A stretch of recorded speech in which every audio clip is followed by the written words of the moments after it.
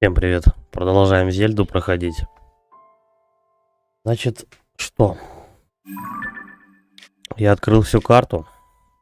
Во второй части Зельды у нас вот на всей карте расположены слезы дракона. Вот эти вот картинки.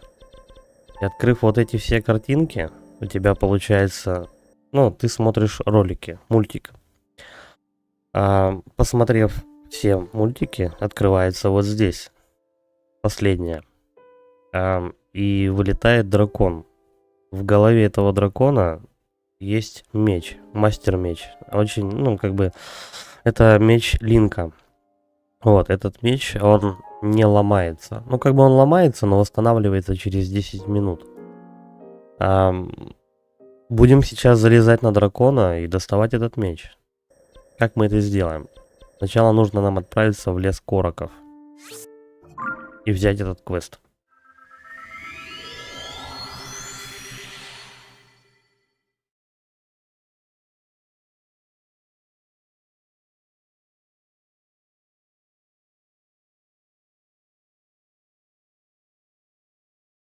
Сейчас еще посмотрим полностью мультик, который показывался, ну, не в неправильной последовательности. Так, пока я в лесу, давай-ка мы прокачаем ячейки. Угу. Хорошо. У меня 17 семечек, да? Ну, давай одно для оружия ячейку сделаем. Блин, а для лука не хватает. Дороговато он берет уже 12 штук целых. Ну ладно, для оружия нужнее, чем для луков.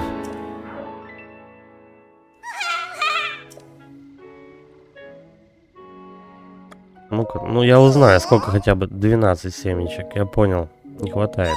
Ладно. Так, где-то тут дерево. Дерево с лицом.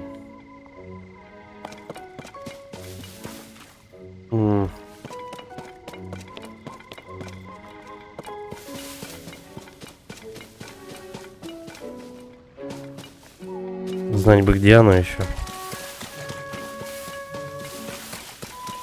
Он может быть там, где камень. Кстати, в первой части мы вытаскивали меч тоже здесь, в этом же лесу. Ну-ка. Понятно. Это просто, чтобы покинуть лес. Заберись, говорит, в дупло. Нет. Нашли белку.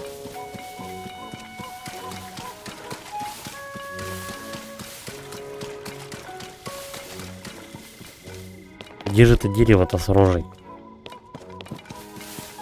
Ну, оно не может быть внутри. Это по-любому. Оно, кстати, может быть выше, вот здесь.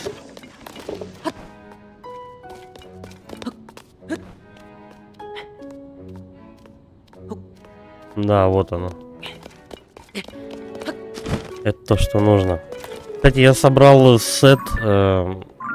как его? Сет лютобога. Вот так вот он выглядит. Шапку, штаны. Ну, и у меня уже были. Я вот этот вот нагрудник этот, я нашел... Расскажу.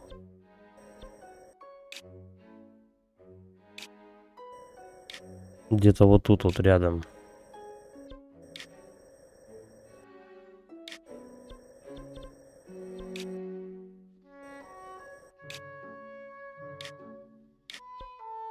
Не могу найти. Где-то вот в этом районе.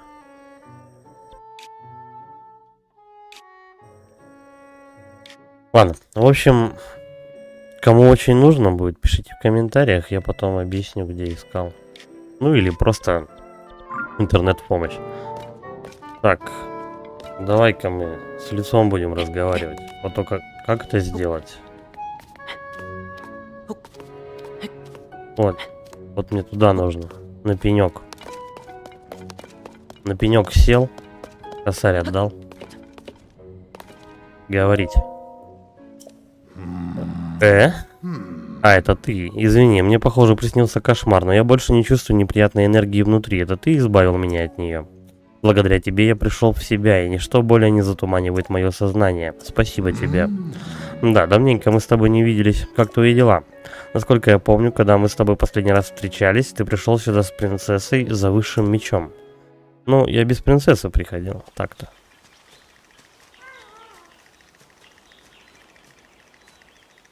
Там прям нужно было длинное испытание пройти. Принцесса Хайрула и Линк, владелец высшего меча. Твой меч восстановился. Я вновь передаю его тебе. Это то, что было в первой части? Ну так, только там было вроде по-другому, ну ладно. Точно не помню, но в первой части у меня не получилось этот меч взять. Большое спасибо. Хо-хо-хо. Благодарность излишня. Я же ничего не сделал. Меч только спрятал. Меч восстанавливается сам. Какой глубокой ни была бы рана, он всегда восстанавливается. Он полон священной энергии. И чем этой энергии больше, тем сокрушительнее его сила. Таков этот прославленный легендарный меч, созданный богиней. Меч, превосходящий другие. Высший меч. Бум. Высший меч. У него есть определенный удар, если у тебя полное количество сердец. Ну, то есть, когда у тебя все сердца полные, когда ты не потратил здоровье, то у тебя есть еще определенный удар. Ладно, посмотрим. Но что-то тот меч, похоже, у тебя нет высшего меча. Куда он подевался? Что такое? Ты не знаешь, где сейчас находится высший меч? Понимаю, но я чувствую присутствие высшего меча. Да, чувствую. Ага. Вот таким образом он показал мне, где сейчас летает этот дракон, у которого во лбу вот так вот вставлен меч. Будем выдергивать, что делать? Он здесь. Дело в том, что этот дракон перемещается по всей карте. То есть у нас во второй части Зельды драконы летают несколько штук. По-моему, их 3 или 4. Я был на 2. Вот, и эти драконы летают по определенной, ну, на определенных территориях. Этот же дракон летает везде. Я чувствую, что высший меч где-то рядом в небе. Что бы это могло значить? Высший меч движется. Пожалуй, добраться до него обычными способами не получится, но это не должно тебя останавливать. Уверен, высший меч ждет тебя. Так. Кстати, это основное задание, оказывается. Я думал, побочное. Все, отслеживаем. Карта.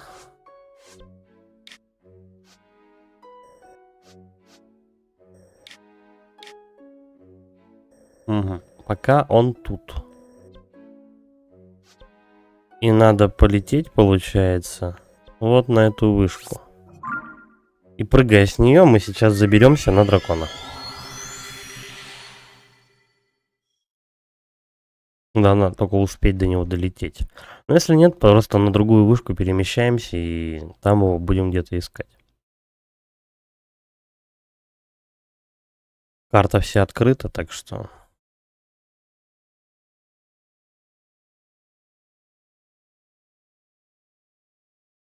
Сейчас я, наверное, меч достану, потом посмотрим целый мультик в правильной последовательности, ролики.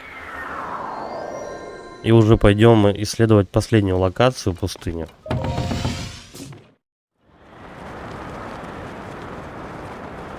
А вот и он, дружок. Вон у него меч торчит.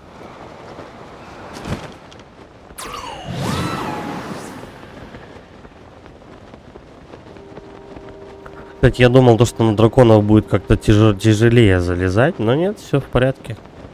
Как бы это не очень-то сложно.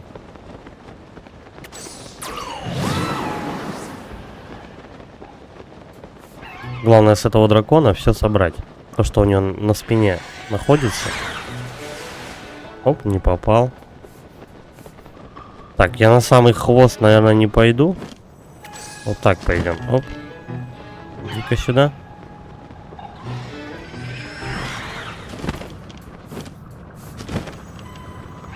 Главное, аккуратно себя ведем. С него что-то должно выпасть. Чешуйка белого дракона. Ну, это для прокачки этого доспехов. Вот эти чешуйки драконов нужны для прокачки доспехов. В принципе, и все. Еще с драконов фармятся ногти. Но как это делать, я не читал, да, собственно, и не надо. Если понадобится, тогда уже полезен за ногтями. Драколит. Вот этот драколит можно будет, ну, просто соединять с оружием, и она увеличивает примерно раза в 2 атаку. Именно так. Собираем камушки, пригодится. И вот такие камни, чешуйки и ногти на каждом драконе, который летает, есть.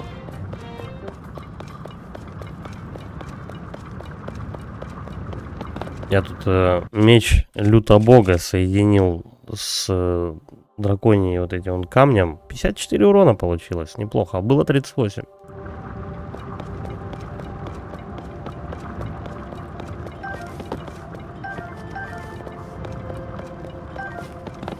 Кстати, еще одна особенность, то что, чтобы выдернуть меч, нужно 2 кольца энергии. Ну, то есть, амины. 2 кольца полных. Иначе ты не сможешь, у тебя силы не хватит. Все, выдергиваем. Взяться. Так. Брыкается, зараза. Тянуть. Ну, у меня аж 3 кольца, так что дури мне хватит выдернуть. Это вообще без проблем.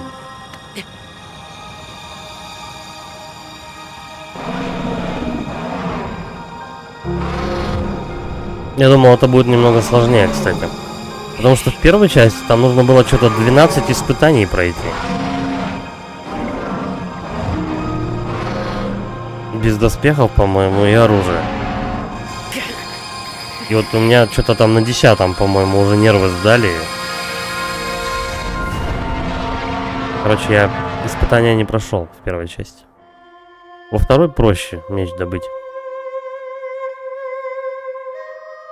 Да и в целом как-то, по-моему, мне кажется, вторая часть попроще сделана. Первая чуть-чуть была сложнее. Я не знаю, может быть, конечно, у меня прокачка была несоответствующая. Все, меч выдернул. Че, ну...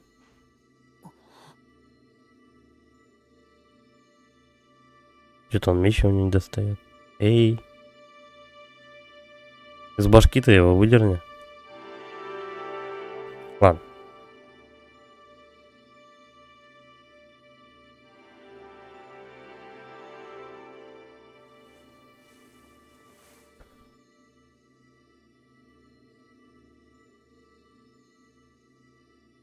Взять. А до этого что, я не взял его? Он же его выдергивал. Аккуратненько достал. Деликатно.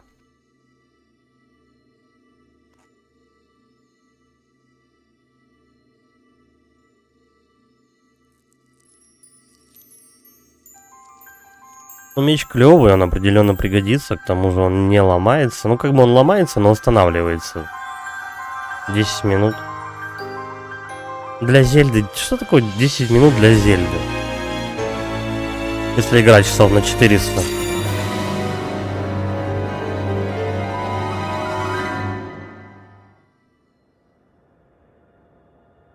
Линк. Чё? Линк. Чего?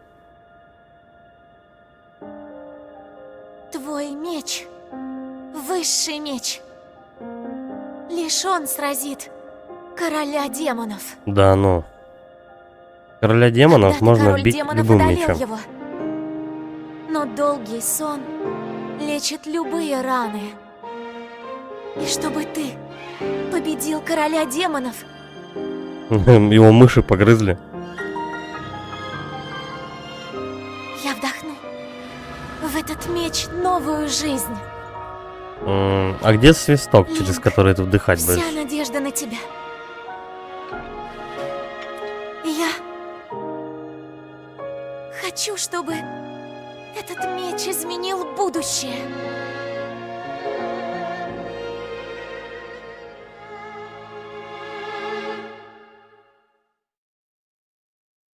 Я, говорит, в него жизнь вдохну.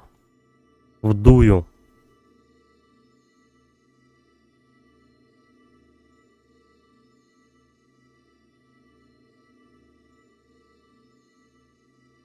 Ну, прикольный сет брони, мне нравится, как он выглядит.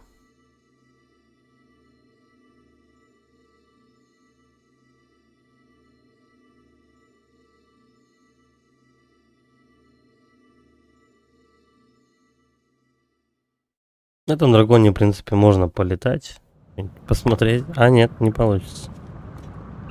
Он меня привез на остановку. Покататься на нем не получится. Высший меч, легендарный меч Сокрушитель Зла, вытащенный из головы белого дракона. Исцелившись от ран, меч теперь ярко сияет и готов поразить короля демонов. Сколько урона-то у этого меча? Меня вот что интересует.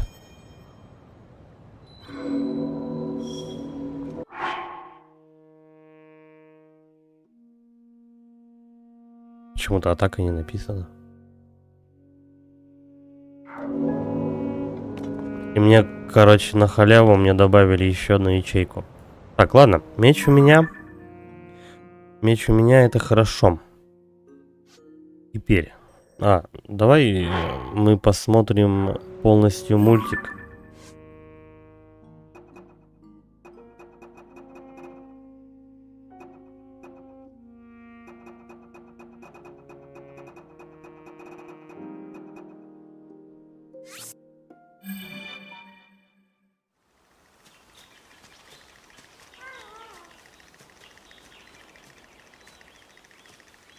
Приветствую, принцесса Хайрула и Линк, владелец высшего меча.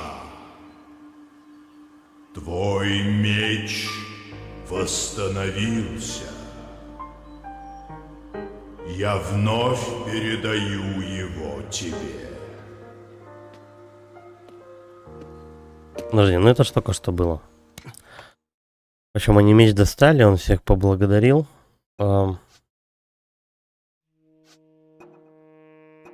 Вот, пробуждение.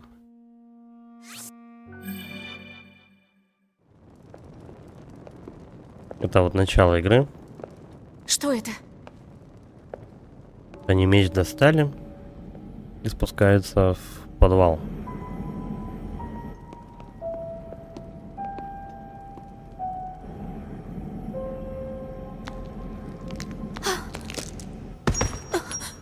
Руку потерял.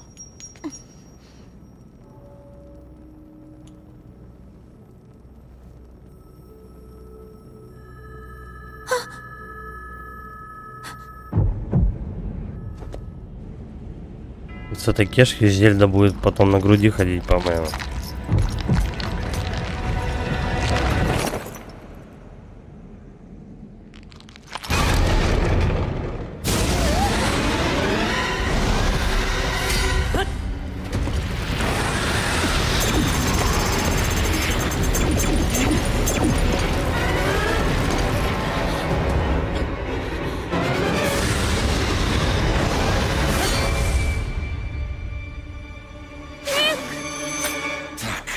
Сокрушитель зла.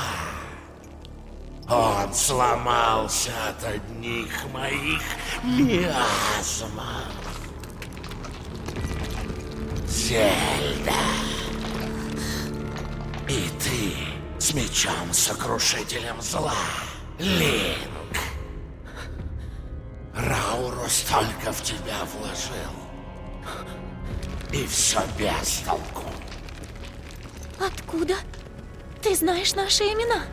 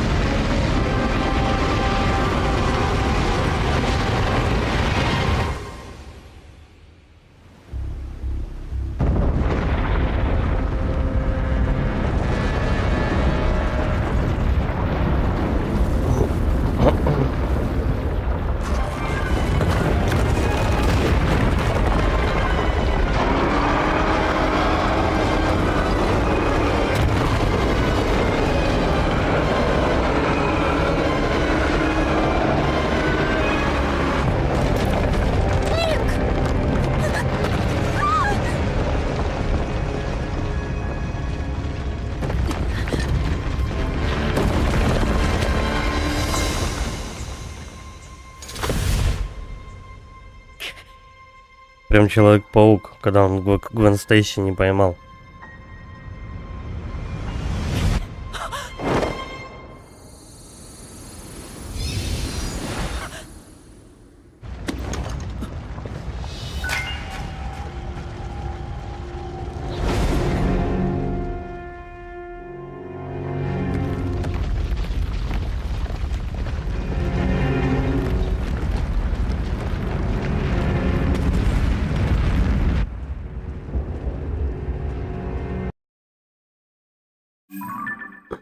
Я вот что решил посмотреть этот мультик полностью, потому что весь хронометраж, он, во-первых, неверный, ну, у меня получился не в правильной последовательности, во-вторых, когда ты их открываешь спустя 10-20, а то и больше часов, как бы ты уже забываешь, о чем была предыдущая серия, так сказать. Так что лучше все открыть и сразу посмотреть. Так, значит, Зельда упала, он ее не поймал и получил руку волшебную. А вот Зельда упала куда-то и вот очнулась здесь. Получается, она в прошлом. С орехом в руке. Ага. Ой, кто это?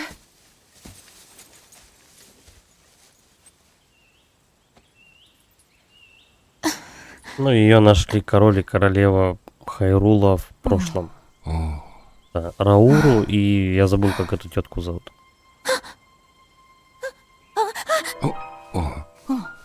Где я? Похоже, мы напугали тебя. Прости. Меня зовут Соня. О, точно. А как тебя зовут? Я дочь Роама, короля Хайрула. Зельда. Как неожиданно. Ведь это мы основали Хайрул. Так что королем тут могу быть только я. Основали Хайрул? И вы король? Да. Я Рауру. Король Хайрула. Король Рауру и королева Соня. Ну, тогда ведь... Судя по их ушам, такое ощущение, то, что это Зельда, она мутировала из этих вот двух персонажей. Просто, ну, как бы они тут менее на людей похожи. Может быть, это так? Да.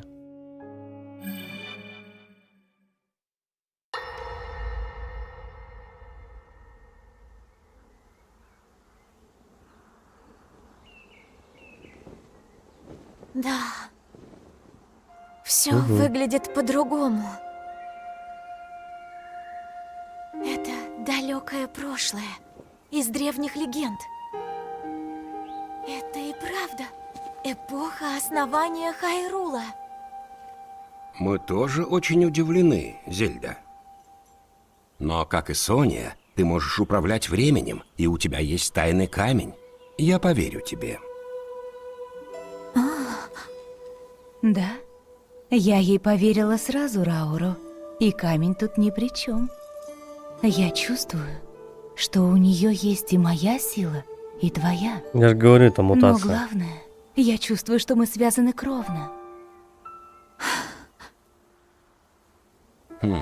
Правда? Что ж, Зельда, я полагаю, ты хочешь как можно скорее вернуться домой. Да. В моем времени происходит нечто ужасное. Мне нужно скорее вернуться. Но я не знаю как. Я ведь даже не знаю, как оказалась здесь. Рауруш аж заскучал, пока она там вещала. Зельда, милая, сейчас не время переживать. Пойдем с нами в замок. Ой, нет, я не могу. Не знаю, я бы Мы этим мутантам не представим доверял. тебя как нашу дальнюю родственницу. Ведь это так и есть. И дадим чистую одежду. Да у нее вроде это не грязное. Все же Дай себе смотрели время, «Техасская решение резня бензопилой». найдется. Поворот не туда. Большое спасибо. Вот так вот путников и Придумал. завлекает. Минеру может знать, как путешествовать сквозь время. Минеру знает? Да, никто не посвящен в мудрость Занаи лучше нее. Как и у нас, у моей старшей сестры есть тайный камень.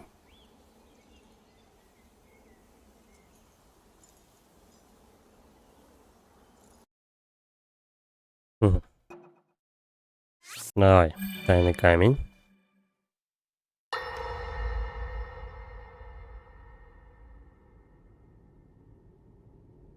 Сидит в телефон играет. Я провела быстрый анализ. Совершенно точно этот прибор не из нашего времени. Ну, может, я смогу настроить его функцию перемещения здесь? Придется повозиться. Можешь оставить его мне? Да, Минеру. Если я могу чем-нибудь помочь? Тогда решено.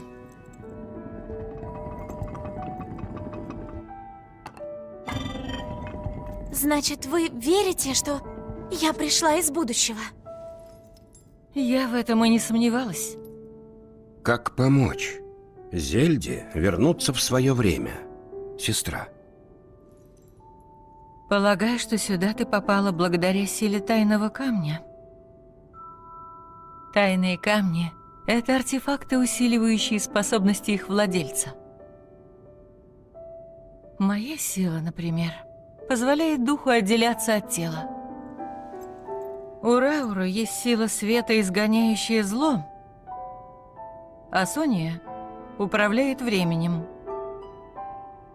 У тебя, чувствую, есть как сила света, так и сила времени. Тайный камень усилил лишь твою силу времени. Силу времени? Но камень Ну, только привычка у нее переспрашивать все усиливает время. твою способность. Ты должна научиться управлять этой силой. И если ты не знаешь, как вернуться, то...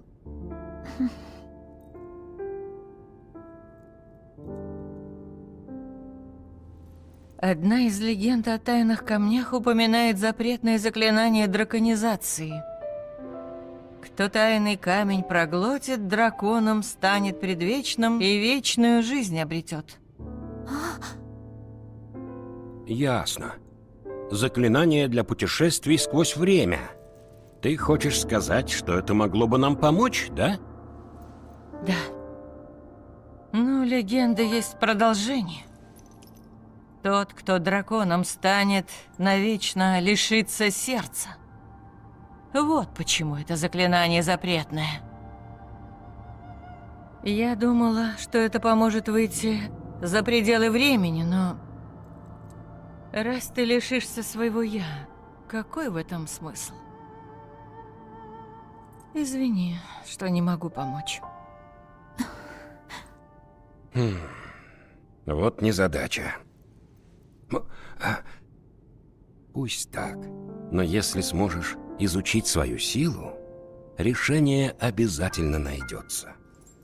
Почему бы тебе не поучиться у Сонии? Да.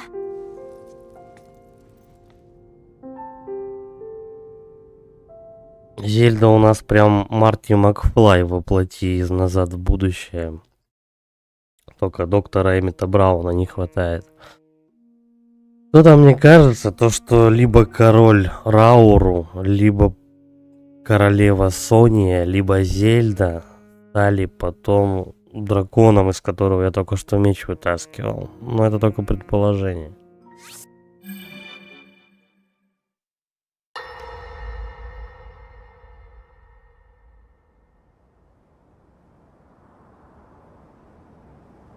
Злодей.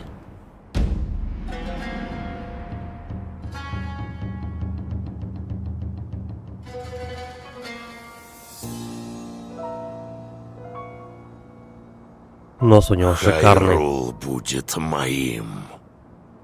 Нос у него шикарный, прям орехи колоть.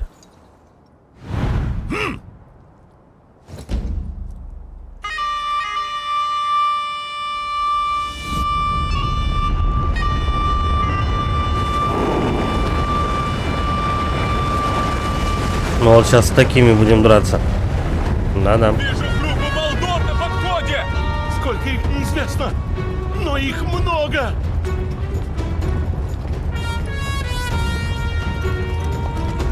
Откуда столько Молдор? Их просто море!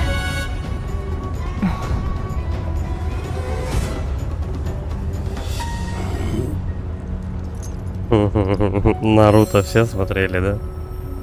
Сейчас он ему шаринганом долбанет. Розинганом, точнее.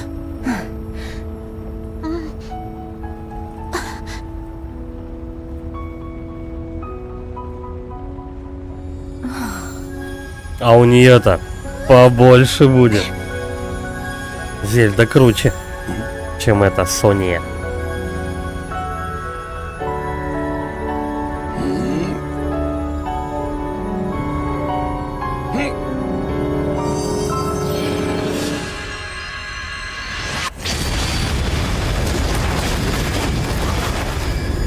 Все Молдоры разом погибли. Что это было?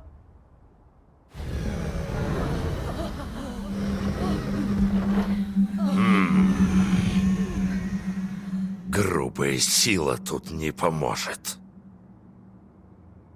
Ну, я святилище вижу.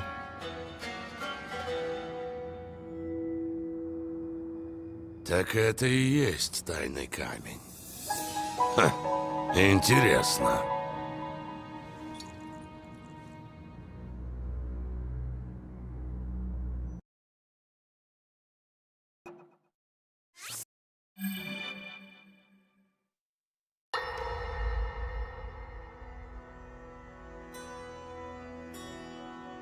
Позвольте мне принести вам глубочайшие извинения от имени всех Герудо за то, что мы так задержались. Мы все покорнейше просим принять нас под защиту, Ваше Величество. Хорошо падла. сказано, Ганандорф.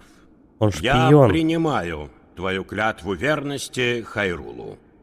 Говорят, что только раз в 100 лет у Геруда рождается мальчик. Принять в хайрульское подданство героя, короля по праву рождения — заманчивая перспектива. Это честь для нас. Когда в далекие времена Занаи впервые спустились с небес, их, должно быть, считали богами. Теперь один из их потомков стал королем и заключил брак с земной женщиной. Вы вышли из тесных рамок своего народа и стали правителем всего мира. Мудро. Очень прискорбно, что кроме вас и вашей сестры из вашего народа никто не смог уцелеть. Действительно, это очень неприятно. Если и меня ждет конец, королевство в безопасности. Никто и никогда не покорит его.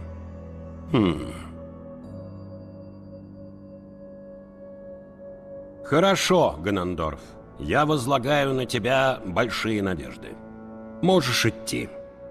Благодарю.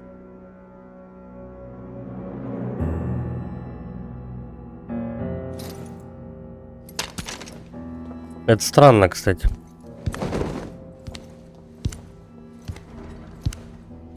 Король Рауру.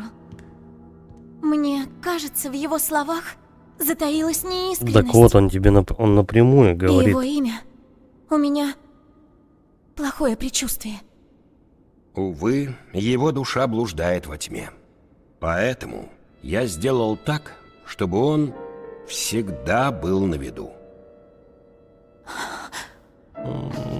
Немного разумно, Не конечно. беспокойся. Да.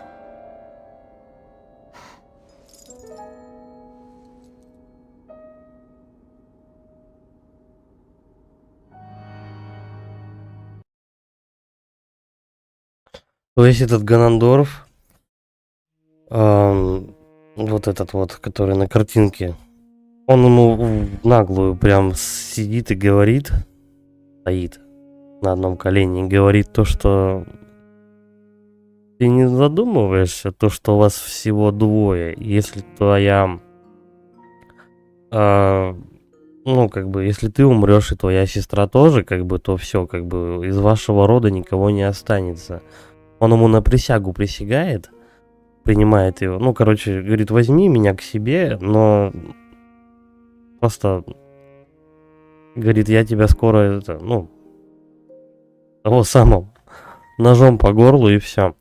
А Рауру говорит, я тебя, говорит, все равно возьму, потому что, чтобы ты был на виду.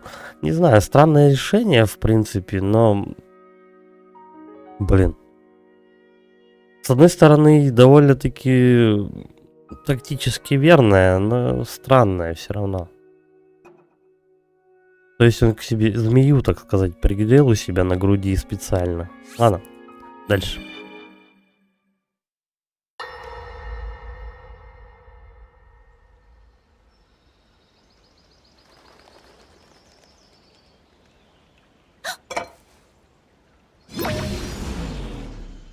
Косяк.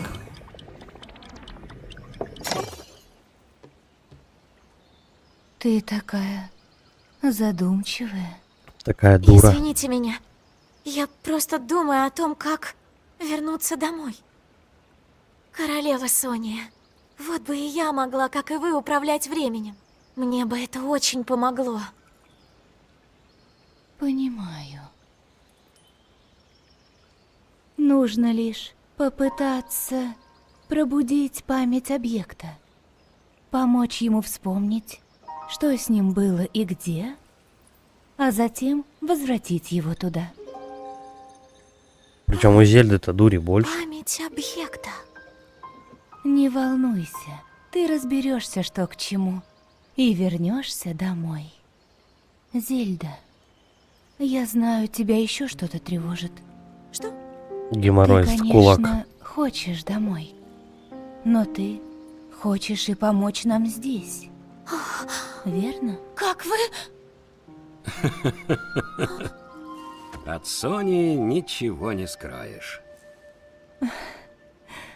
Спасибо за заботу, Зельда. Но ты не должна жертвовать своей эпохой. В тебе есть не только сила времени, но и великая сила, изгоняющая зло. Они обе помогут тебе защитить свой дом. Соня, я... Тебе нужно домой, ведь Линк очень волнуется. Линк? Никогда о таком не слышал. Герой моего времени, спасший королевство Хайрул и меня. Он королевский рыцарь, которому поручили защищать меня. Герой, значит. Он усердно тренируется и никогда не опускает руки. Да. Он сильный И у него здоровенный И болт. очень благородный. Вижу, что ты ему доверяешь. После твоих слов очень хочется с ним познакомиться. Да. И мне тоже. Похоже, он храбр и галантен. Неспроста Зельда его так хвалит.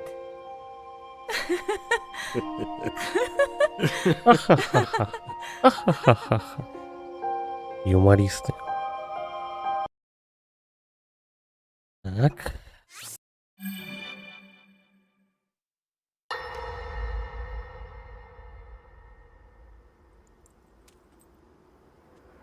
Ну вот, Зельда, здесь нам не помешают. Что ты хотела со мной обсудить? Ты излишне доверчивая.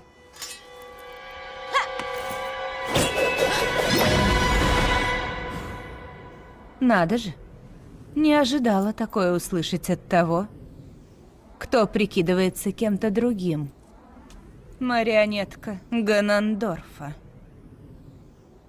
Ты что, на самом деле думала, что мы не заметим? А?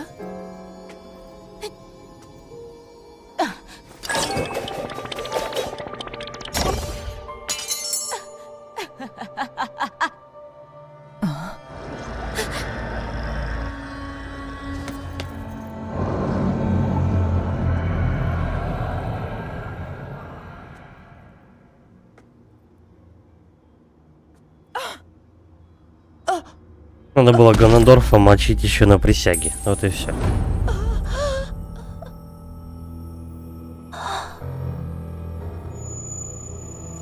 Он Сони убил. Падла. И у него камень времени, который послабее, скажем так. Королева Сония! Королева Сония! Сония! Королева Сония! Такой злодей типичный, анимешный.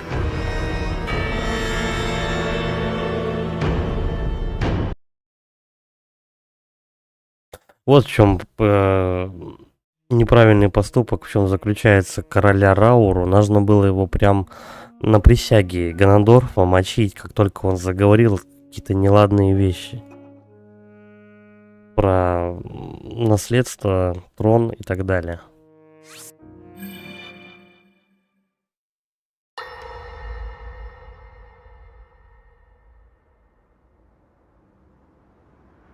Королева Сония! Королева Сония!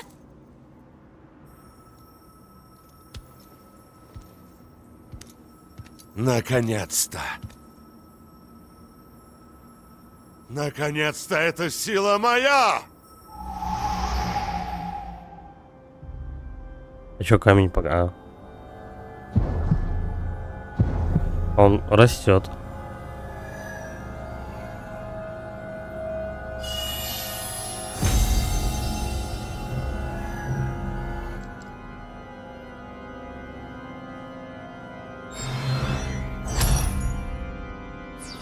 Прям во лбу, а? Ты смотри-ка. Я чувствую силу!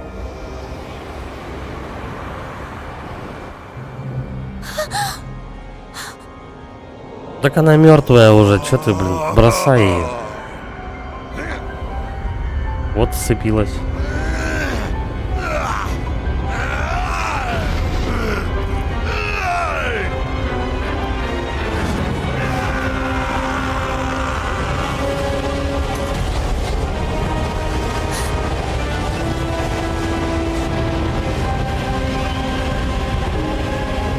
У нее ногти подросли.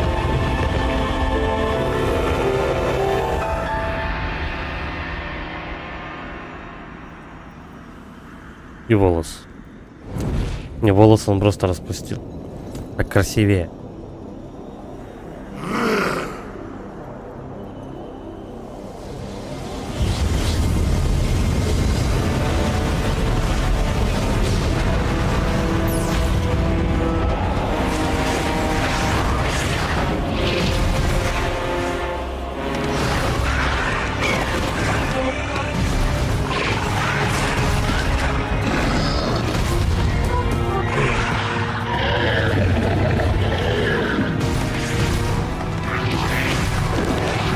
Некоторых монстров я еще не видел, кстати.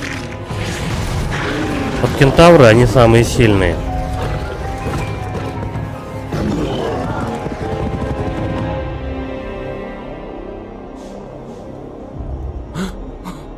Соня! Ты опоздал, Раул. Ты использовал эту великую силу так, будто она принадлежит по праву только тебе. Но теперь она моя. Эта женщина — жертва твоей гордыни. Ты умрешь, сожалея о том, что пытался контролировать меня, Раул. Король Рауру! Соне нужна помощь!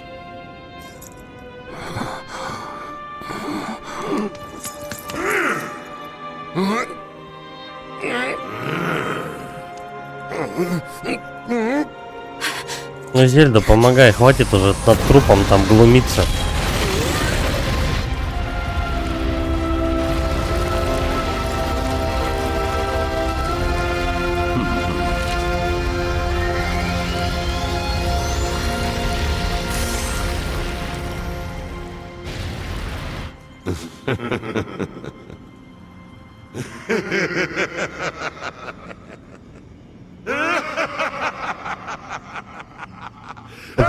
Прикольный злодей.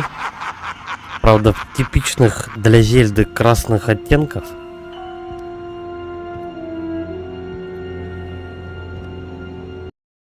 Наверное, по Ганандорфу можно там 50 оттенков красного снимать. Так, вот здесь почему-то не открыто. Не знаю, может быть, чтобы не спойлерить сюжет. Но где остальные, я не знаю, искать воспоминания. Не суть. Король Рауру, мы получили вести. В пустыне Геруда захвачена последняя деревня. Нам не выстоять, если армия Ганандорфа продолжит нападать. Я знаю. Я сам остановлю короля демонов. Рауру, короля демонов, не остановить в одиночку.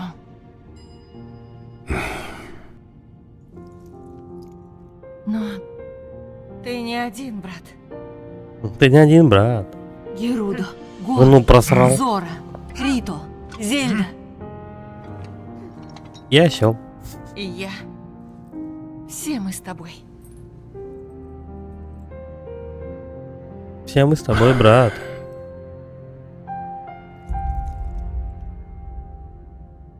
Я покажу вам кое-что. Ой, не надо.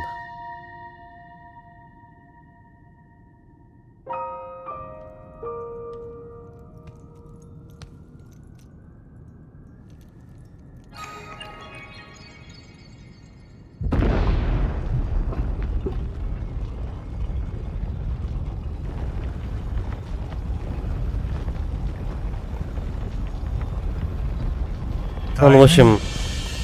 Камни. Да, он сейчас эти камни всем раздаст. Для управления Прошу вас стихиями. всех помочь мне. То есть этот пес, у него была уже сила давно, но он ей не пользовался. Надо было до крайности довести, чтобы догадаться о том, что можно его с помощью камней замочить.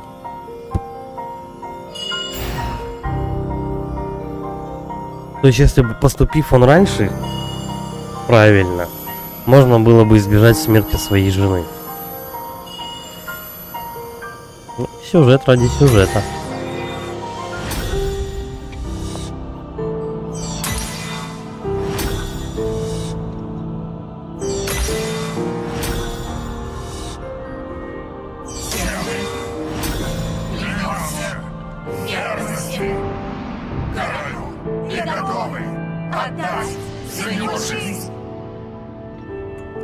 Какие преданные. А зачем им маски, я не понимаю. Они в них только тяжелее разговаривают. Давай.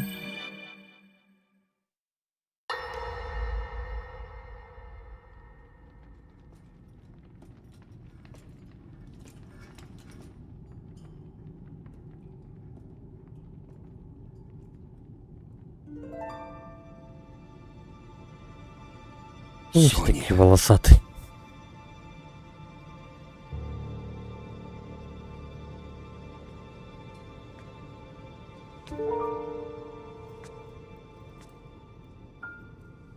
О, Зельда. Король Рауру, я должна вам кое-что сказать. Перед битвой с королем демонов. Я попала в ваше время из-за существа, спавшего под землей. Так это существо и есть Ганандорф, ну что ты. Продолжай. Увидев, как тайный камень превратил Ганандорфа, я тут же осознала, кто пробудился под замком. Его не победили. Он выжил до моего времени. Она должна была об этом сразу рассказать. Наши оставшиеся силы не смогут одолеть короля демонов Ганандорфа.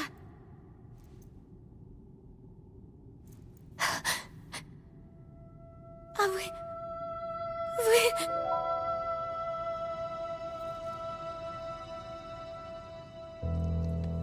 Пусть даже так. Это мой долг.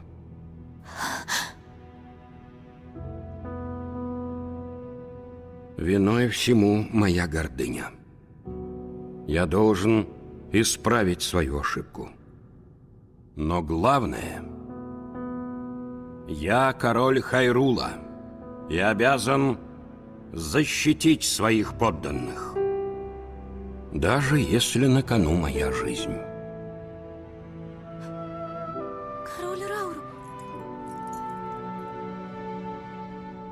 Если мне не удастся его победить, рыцарь, владеющий сокрушителем зла, Линк, сделает это. А откуда он знает, если Линк не сделает? Однако в том будущем ты никогда не была в этом мире. А сейчас ты здесь. Зельда, мне кажется, ты неспроста попала сюда. Да, неспроста.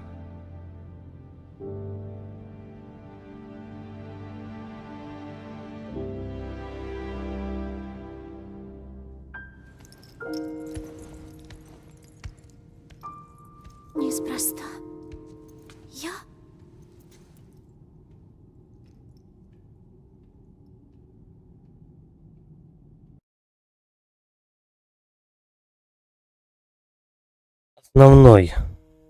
Основная проблема в том, что Зельда не рассказала, из-за кого она попала в прошлое и кого они увидели в этом подвале в виде мумии. Она не рассказала об этом королю, и отсюда проблема началась. Она стояла во время присяги рядом с этим королем Рауру, смотрела, как Ганандорф, точнее, как Ганандорф принимает присягу, становится, скажем так, подчиненным этого короля, и ничего не сказала. Там Рауру накосячил, принял этого Ганандорфа. Пусть он, говорит, будет на виду. И тот, естественно, как крыса, просто взял, убил его жену.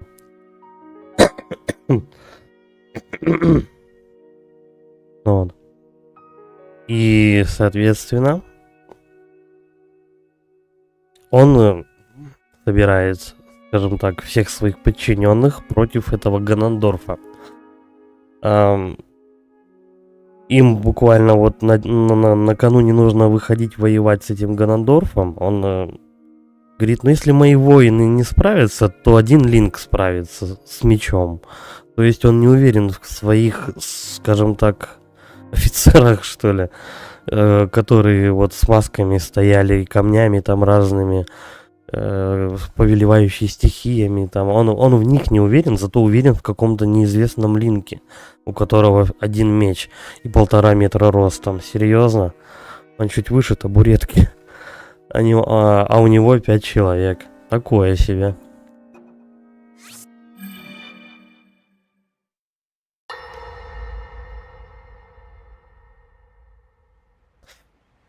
Мне кажется, недостающие воспоминания откроются Нам по еле прохождению. удалось заточить его.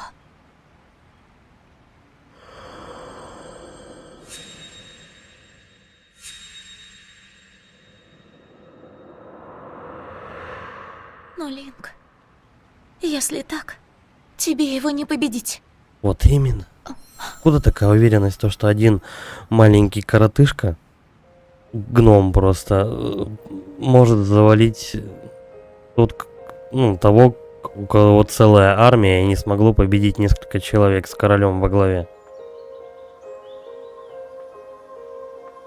Ну, человек, наверное, это громко сказано.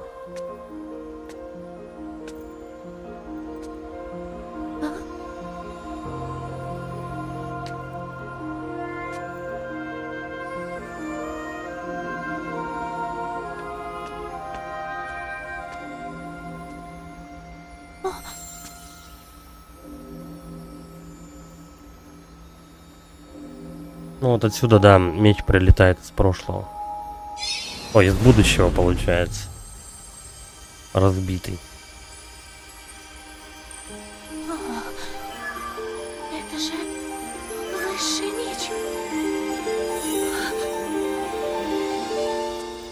А, кстати, когда он по Ганандорфу ударил в будущем, то этот меч, по-моему, на более, сильнее разлетелся на куски.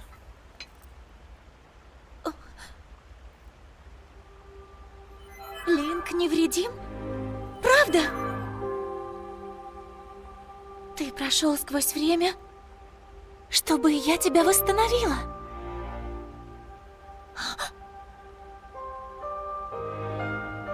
Зельда, мне кажется, ты неспроста попала сюда. Да, неспроста. Угу. Значит, только этот меч может по канону убить, Я могу кое-что сделать. убить этого Ганандорфа. Да. Это могу сделать только я. Мы сможем победить его. Ой, как хромакей жестко отсвечивает, да? Тот, кто драконом станет, навечно лишится сердца. То есть Зельда типа пожертвует собой? Но не факт. Другого пути нет. Про короля еще ничего не известно. Куда он делся?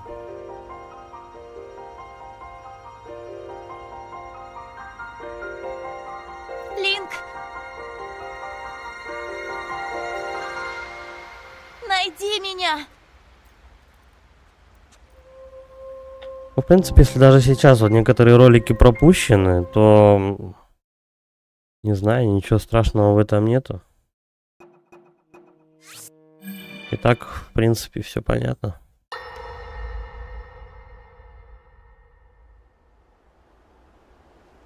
Да, скорее всего, ролики пропущены, чтобы спойлеров не было.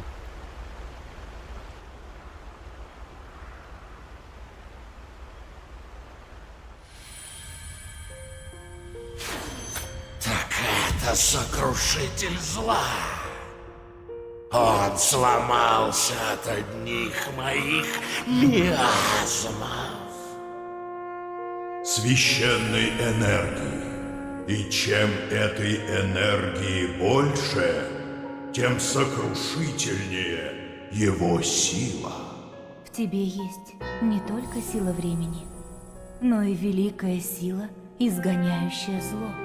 Кто тайный камень проглотит, драконом станет предвечным и вечную жизнь обретет.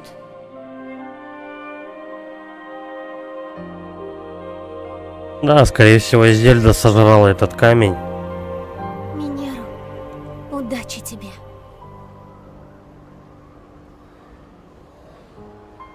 И стала драконом.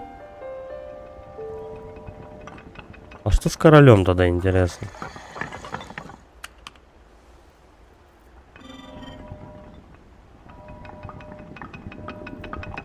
Наверное, камни эти специально такой формы обтекаемые, чтобы проглатывать было удобнее. Линк, я восстановлю высший меч. И пока ты не обретешь его, моя священная сила сохранит его. И он станет мечом, который поразит Ганандорфа. Да.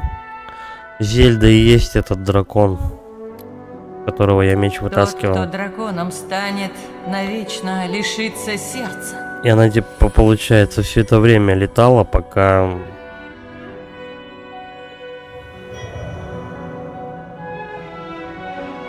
Прошу тебя. А тут... Тут же получается несостыковка во времени. Точнее, сюжетный косяк.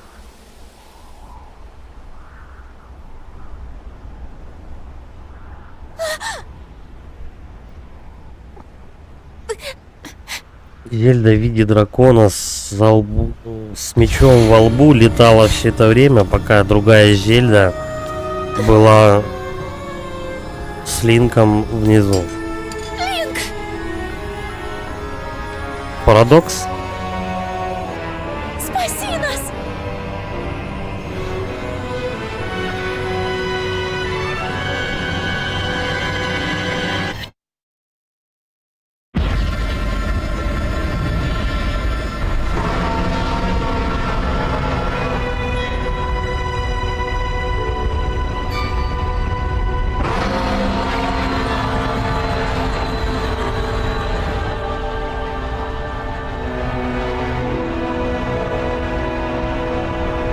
Ну да, получается, Зельда в виде дракона как раз эти слезы и раскидала по всей карте.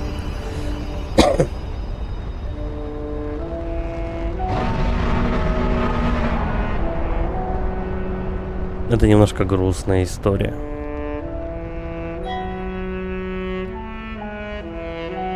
Ну, теперь, кстати, понятно, почему эта часть называется «Слезы королевства» или «Слезное королевство».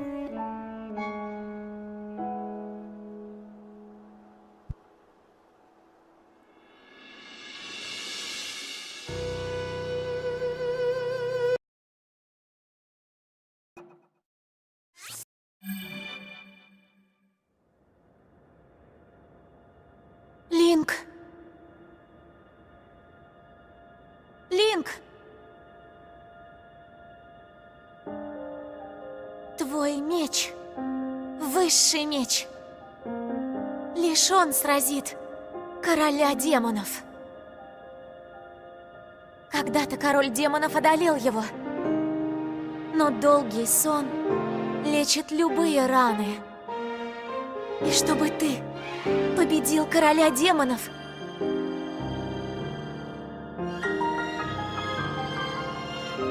я вдохну в этот меч новую жизнь. Линк, вся надежда на тебя. Я хочу, чтобы этот меч изменил будущее. Это до того, как она стала драконом? Как она себе в лоб воткнула меч? Мне кажется, это сюжетная дыра. Возможно. Так, ладно, все, теперь топаем проходить эту территорию. Давай, короче говоря. Это будет наша первая метка. Сюда и пойдем. Ну, в принципе, хоть некоторые ролики пропущены. В принципе, сюжет понятен.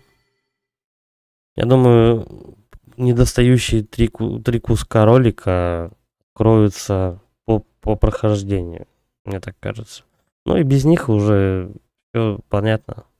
Там детали какие-то не особо важные, стопудово. Так, что получается? Эту территорию зачистим по святилищам и потом пойдем на основной сюжет. Там будет босс.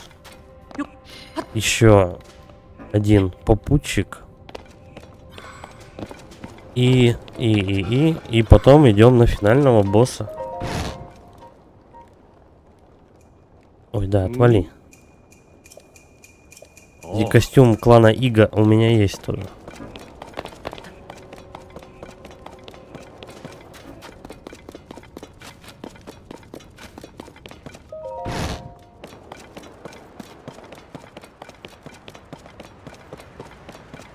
Сейчас идем в пустыню. У меня для этого биома одежды нету, поэтому, возможно, придется пострадать немножко, пока я не найду вещи. А пока сделаем перерыв, да, сейчас 3 минутки. Подойду. Давай, перерыв.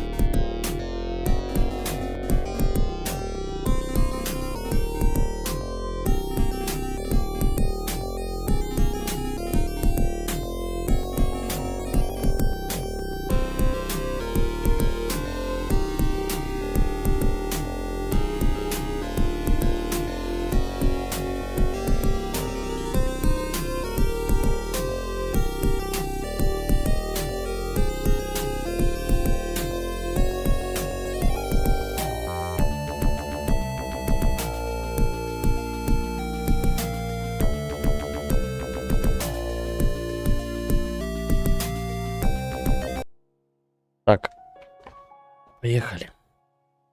Я вот что думаю, давай-ка мы прикрутим к белому дракону кристалл. Точнее, кристалл белого дракона к высшему мечу. И посмотрим, сколько будет урон. 12 всего лишь. Серьезно? Что-то не густо. Пойдем попробуем кого-нибудь ударить.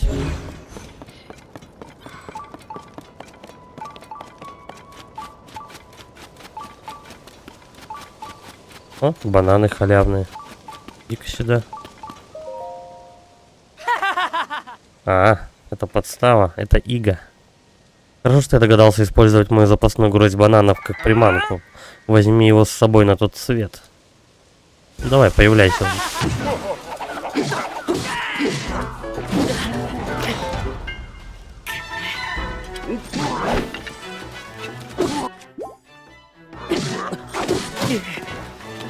Давай, пацаны, размотаем его. Толпой просто накинулись. Ну, такое. В общем, этот меч как бы бьет, но бьет примерно на 30 урона. Да, где-то на 30 урона у него. Так, стоять. Во-первых, я из-за жары теряю здоровье. Давай мы это съедим. Лук какой бы выбросить?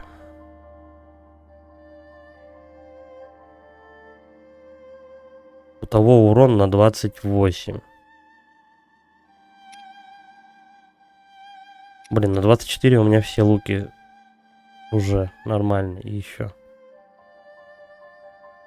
Ладно, давай этот бросаем. Вот этот вот бросаем. А вот этот берем. Двойной лук. Подожди.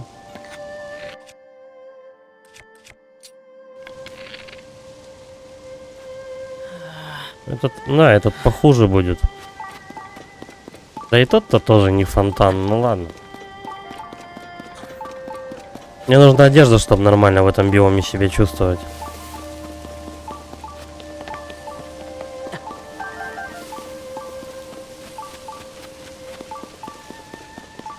Может, зелье какое бахну.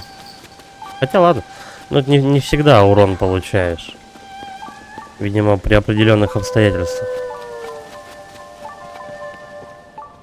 А вот святилище.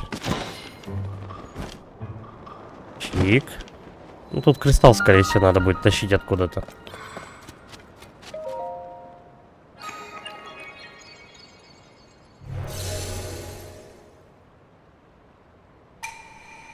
Да, кристалл.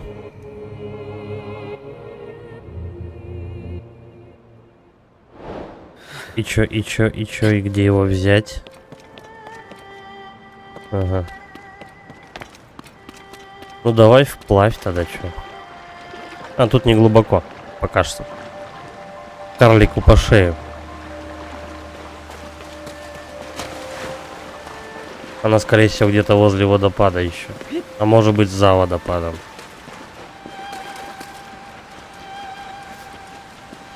А куда луч-то указывает?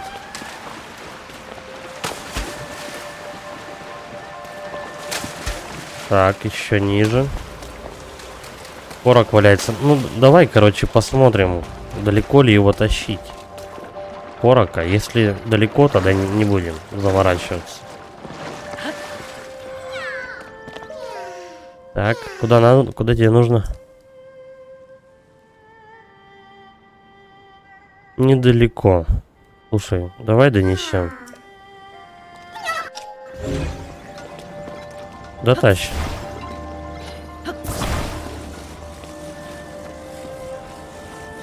Тут чуть-чуть совсем. Иногда эти короки появляются, их надо просто тащить, я не знаю, чуть ли не на другой конец карты. А тут вроде рядышком. Берем.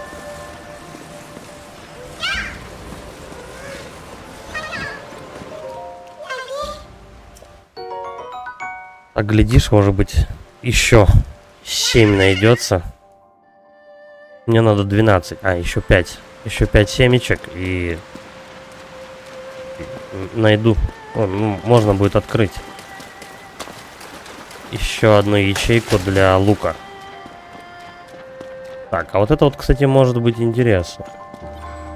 Может быть, с помощью этого вездехода мы дотащим. Да, наверное, так и сделаем. Вездеход штука нужная. Стоять, иди сюда. Вот так. И вот так. Прикрутил. Подожди.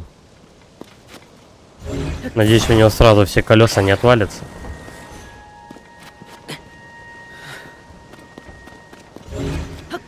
Ну что катишься. Положим. Его надо этот вездеход поставить вот на тот сундук. Точнее, не сундук, а на тот ящик.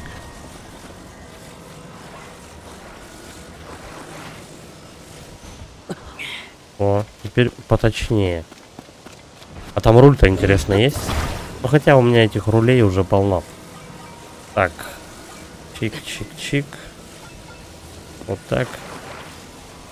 Шестиколесный. Но мне бы хватило и 4 колес, ну да ладно. Подожди. Я его вверх тормашками.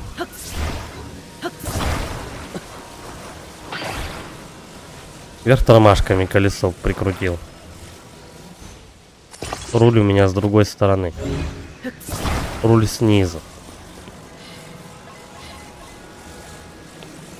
Не укатится? Не укатится.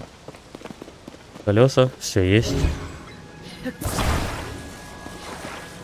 А поедем. И оп, так вот.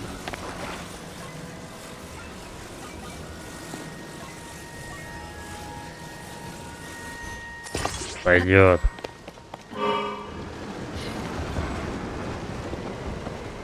Надеюсь, этот вездеход сможет забраться вверх по водопаду. Ну, я, в принципе, на таких вездеходах и не по таким камням ездил. А вон еще один, кстати, стоит. Правда, у него, наверное, руля нет.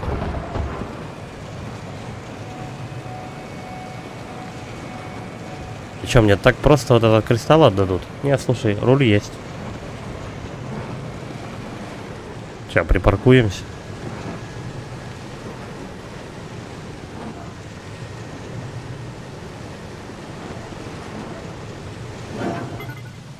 Все. Подожди, где кристалл-то? Кристалл у этого мужика. Ему что-то нужно взамен? На помощь. Ох, неужели я в безопасности? Я уже было потерял веру в то, что кто-то придет за мной в такую глушь. Я оторвался от друзей, заблудился, меня одолела жажда. Я совсем ослаб, не мог и пальцев шевельнуть. Может, у тебя найдется водофрукт? Ты бы меня очень выручил. Да, конечно, забирай, что. Ну, держи.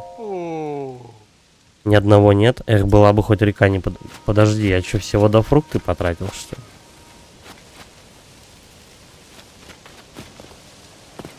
Блин.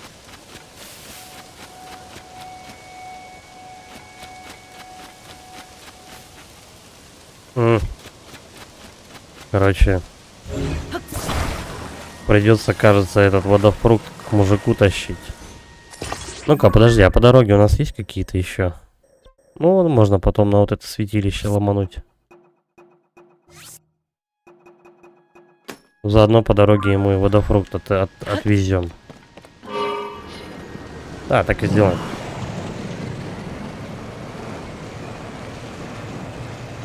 Едем, красотка, кататься. Ух, задавлю. Собаки.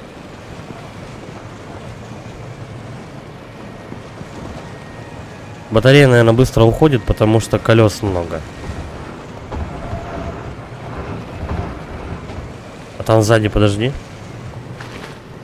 Я думал, голем вылез. Вот водофрукт. Сколько угодно. Ну, я еще про запас себе наберу. Пригодится.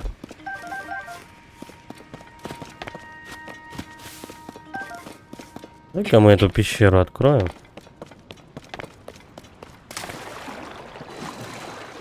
Набурская пещера. Ну, она открылась, и ладно. Может пригодится.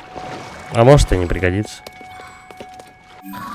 А в таких пещерах можно искать святилища, но в принципе тут поблизости святилищ никаких нету, так что это просто пещера, возможно.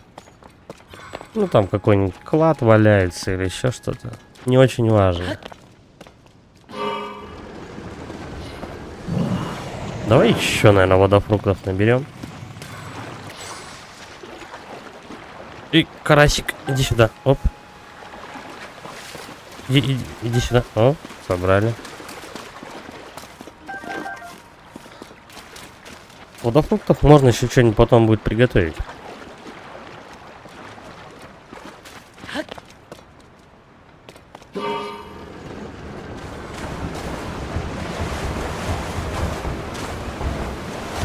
Так, ну, подожди. Рэд. Аккуратно можно будет проехать. Тут пороги высокие. Вообще можно было бы и не париться, я бы пешком это все сделал. Ну, так красивее, наверное. Эпичней, что ли.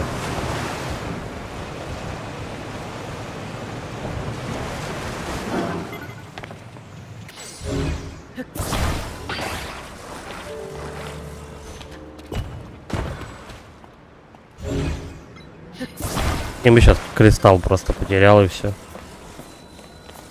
Это сложности никакой, конечно. Это святилище не доставил. Скорее всего, оно халявное еще.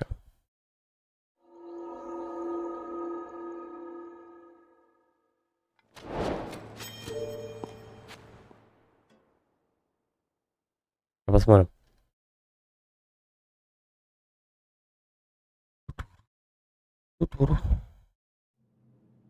Да, халява. Отлично. Заодно и сердца все восстановятся, не используя еду. Длинный занаровый меч. Ну, у него износостойкость, ну, высокая, но... А, у меня есть ячейка свободная, слушай. Сейчас мы его с чем-нибудь спаяем. Да давай вот это вот используем. Одну штучку. Все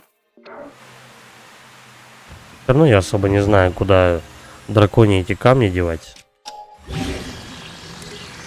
Нет, подожди, не высший меч. Вот это мы соединяем. 31 урона. А у него льдом, короче, идет дебаф, да? А у этого почему-то не идет. Ладно.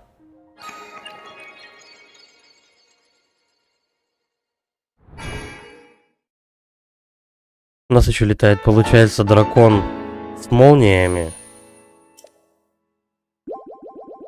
И значит, должен быть где-то огненный дракон.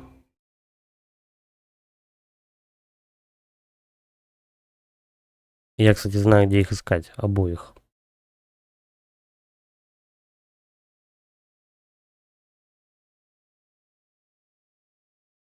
А водяной дракон есть, интересно?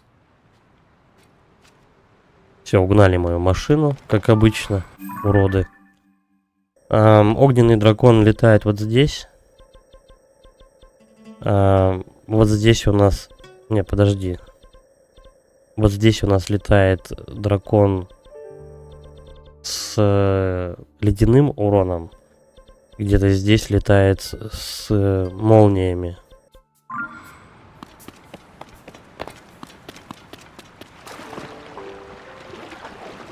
А мы сейчас, если что, другую машину сделаем.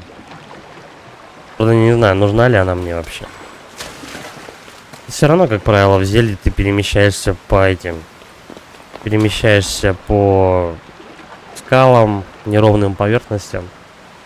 Не каждый, ну, не везде вездеход этот поможет.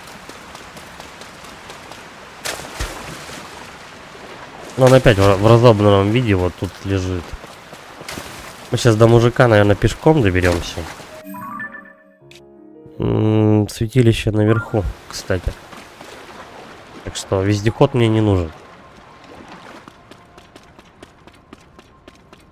Не пригодится.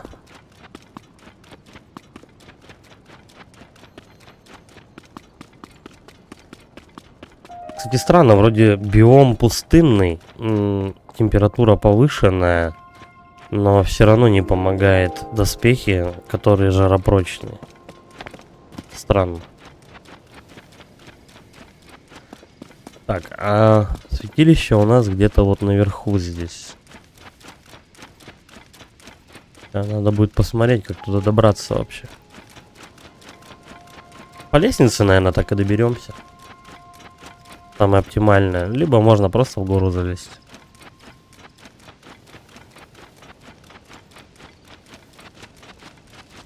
Давай, мужик, держи водофрукт свои. Толстенький какой. Ты выручил меня, спасибо тебе. И что же он мне за это даст? Ах, я будто заново родился. Впервые я смог по достоинству оценить пользу водофруктов. Я чувствую такой прилив сил, пора идти искать моих друзей. Спасибо. И все? Я просто за спасибо работал. Классика. Классика Зельды.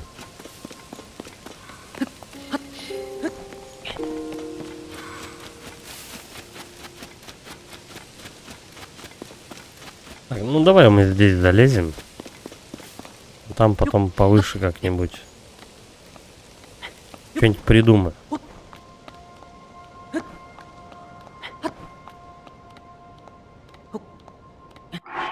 То жар, то холод. Но это биом такой. Тут надо будет регулярно, короче, переключаться. Тут надо будет регулярно переключаться между теплой одеждой. Хотя у меня и другой-то и нету. Так что я просто штаны поменяю, вот и все. Да, наверное, так и сделаем. Штанов будет достаточно, в принципе.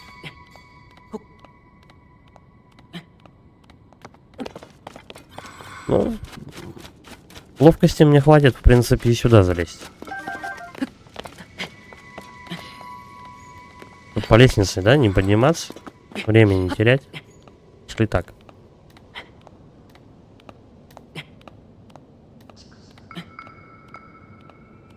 В принципе, на всю игру вот 3 кольца, 3 круга полных энергии хватает на все. Вполне. Можно и с одним, конечно, но с 2 играть. Ну, прямо и меч достать, и все остальное. Ну, 3 круга это прямо топ. Прямо то, что нужно. Вообще на любую гору можно залезть без проблем. Там может быть с парочкой гор возвышенности, скажем так. У меня возникали проблемы, потому что не хватало немного стамины. Приходилось, ну, из-за того, что ты падаешь, потому что обледенелая поверхность. Так, не хватало у меня стамины, и поэтому приходилось пить зелье. Давай, наверное, вот здесь вот еще заберемся. Потом с горы на гору перепрыгнем. Посмотрим, что там можно сделать.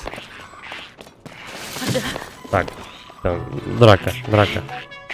Ее не избежать.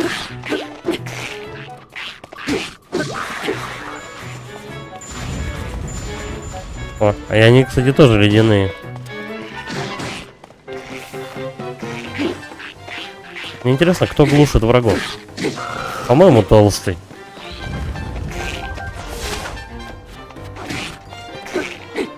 Да, водяной не глушит. Толстый глушит врагов. Толстый молодец, кстати. Все, размотали банду. Вон святилище. Так, ну давай с горы на гору я просто перепрыгну, там посмотрим. А, вот этот кристалл, который я натянул на этот меч высший. Да. Он со временем сломается. И кристалл сломается, и меч сломается. Но меч восстановится. Жалко, кристалл не восстанавливается. Я так понял, что повторно с драконов кристаллы собирать нельзя. Один раз собрал, там, сколько, 11-12 штук. Все, больше нельзя. Куда эти камни девать, я не знаю. Мы их, наверное, можно продать еще. Они, наверное, денег стоят много. Если алмаз стоит 500, то эти примерно столько. Хотя не факт. Так, еще придется лезть туда, да, сверху. Да. Да ничего, заберемся.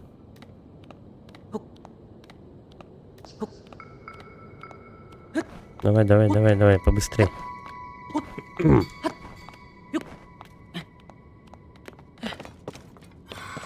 Так, отсюда наверх.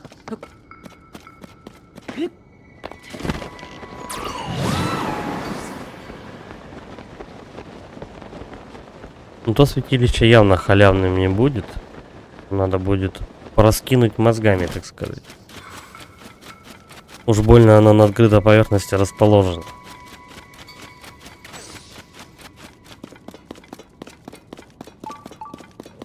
Тронь, тронь. Тронь, тронь. О, дети ночи. Ну, в принципе, мне сейчас уже эти волки не опасны. У меня вон сердец сколько. Так. Да я, в принципе, так вот в наглую и заберусь.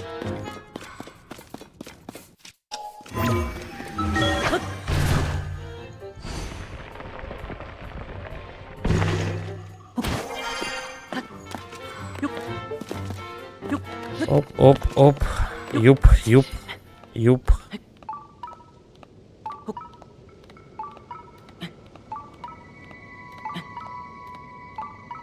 Ощущение, что как будто два святилища рядом.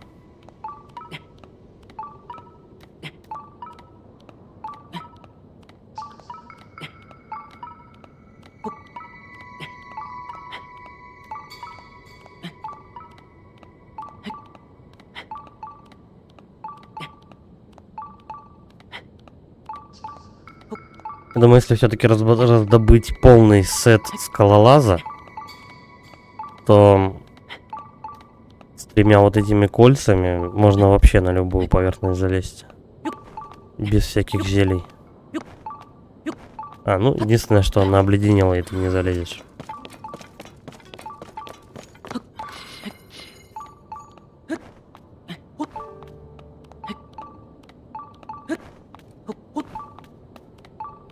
А вон еще, по-моему, да, вон еще одно святилище.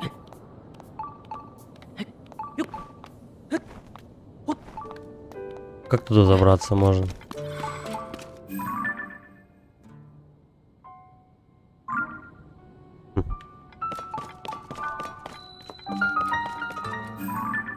Давай я его отмечу.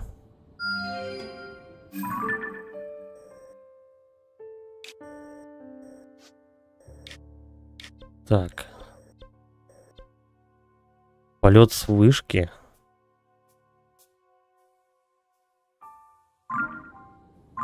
Ну, в принципе-то возможно. Короче, здесь будет лабиринт. А в небе будет еще один лабиринт. Короче, ну я понял. Не знаю, я в принципе эти лабиринты-то тут и наверху-то не особо проходил. Вот здесь, допустим, тоже есть святилище. Вот здесь есть святилище. Полное прям количество сердец. Не знаю, посмотрим. Может быть, когда-нибудь пройду. А может и не пройду. Все равно полное количество сердец у меня не получится собрать. Да и желания нет. Зачем?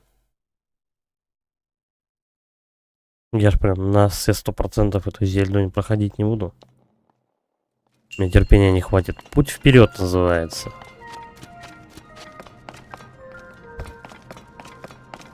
Путь вперед. Ну, тут эти штуки надо соединить вместе.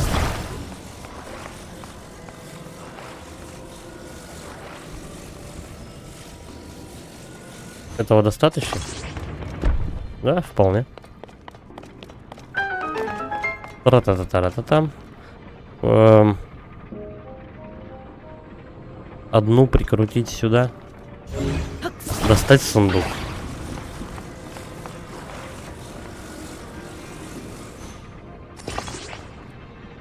Ой, как прям на краешек я ее прилепил.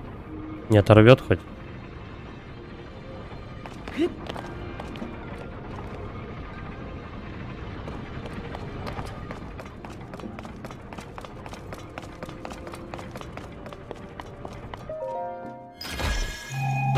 Так, там еще одна какая-то площадка. 10 стрел. Ну ладно, это было несложно.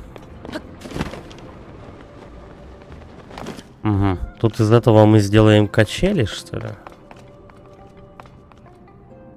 Да, и потом время вспять повернуть.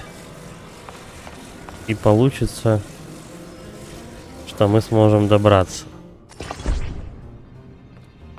Криво. Криво надо ровнее, чтобы она упиралась прям.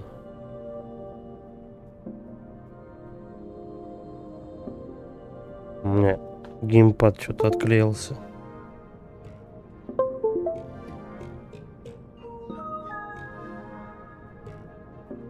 Эй. О. Так, давай точнее ставить эту штуку. Я, правда, не вижу вообще ничего. Наверное, самое точное, я могу только отсюда ее поставить.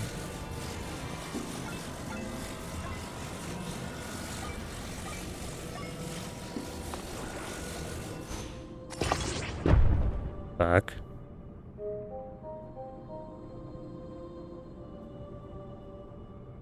А не с обратной ли стороны ее надо ставить?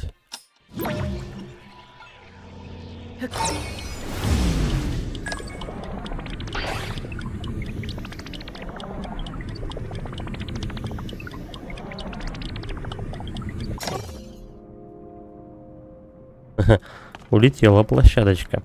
Так, давай мы две поставим.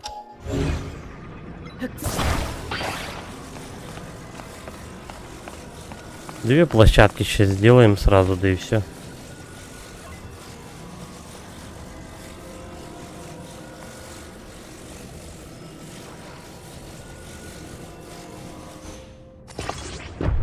Чик. А вот это вот туда. И вообще нормально будет.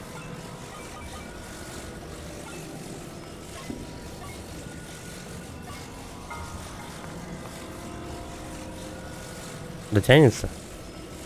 Да, должен. Его нельзя прикрепить. Подожди. Тогда давай заберемся по ней немножко.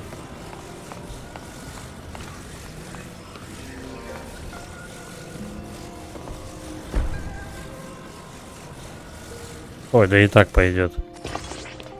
Ну-ка, с разгончика. Оп-оп-оп-оп-оп-оп-оп. Все, зашел, нормально. Так, здесь. Что эта штука делает? Поднимает. А зачем?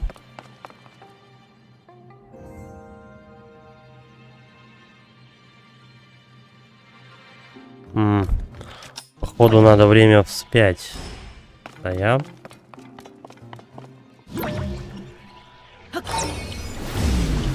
Она нас сейчас подбросит. Или нет? Надо, наверное, кубик время вспять поставить, да? Да, кубик надо.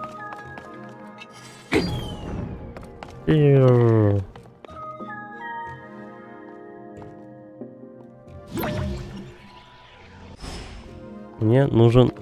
Тихо. Мне нужен кубик.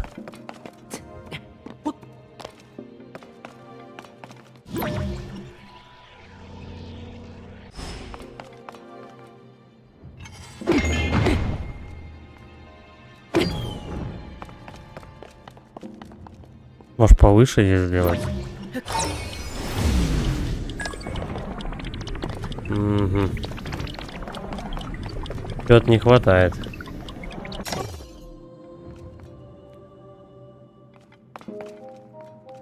Ну-ка, если две.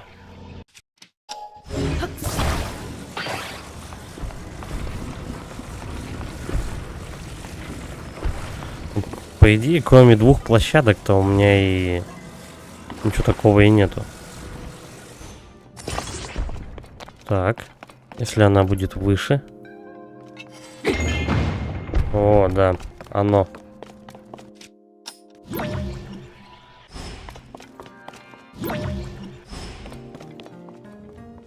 То, что нужно.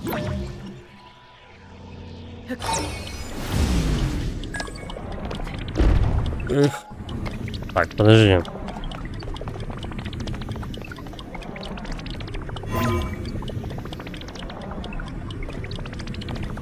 Да все, я отменяю.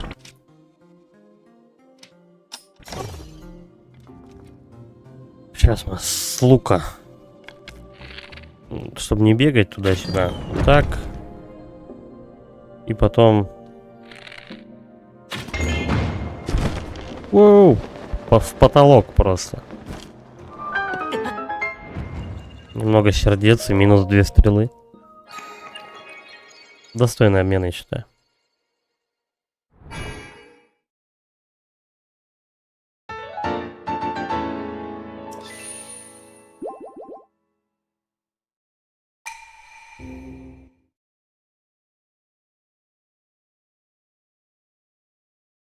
Значит, вот этот лабиринт должен проходиться гораздо проще, чем в небе. Мы сейчас туда и пойдем. Пробежимся быстро. Там мы по желудям, по-моему, гуляли там.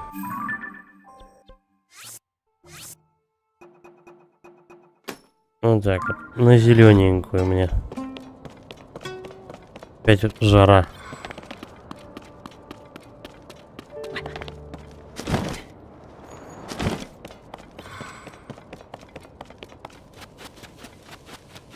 Да, все-таки сложные лабиринты, скорее всего, в облаках где-то находятся.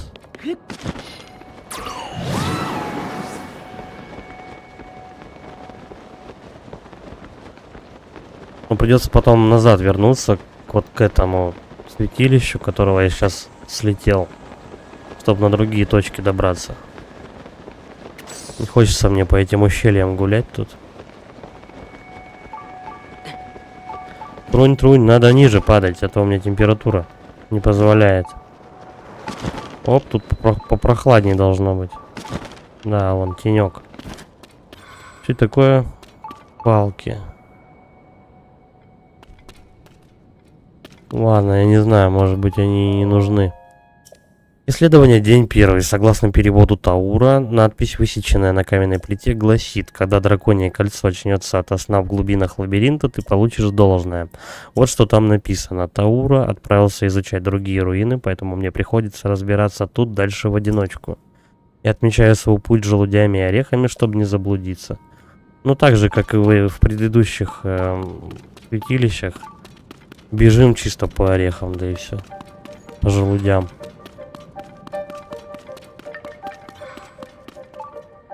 Долго, но в принципе ничего сложного. Тут, наверное, лучше поверху, да, вот так вот проползти. Стоять.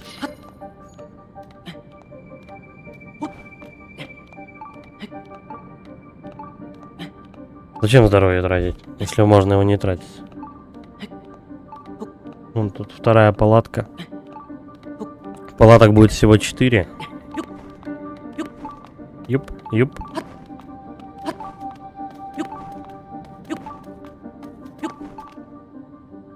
Падай. Так, тут еще желуди. Исследование день второй. В других коридорах мне не удалось ничего найти, остался только этот. Это точно он. Но уже поздно. Попытаюсь умерить свой пыл и останусь здесь ночевать. А тут точно желудей нету? Если нет, тогда придется через крышу лезть. Нет, желудей нету. Значит, все-таки мне наверх надо как-то перемещаться. Как? Хотя подожди. Ну, а нет, тут проход есть. Тут так можно пробежать. Ничего страшного. Где еще желуди? А где желуди-то? Вот он.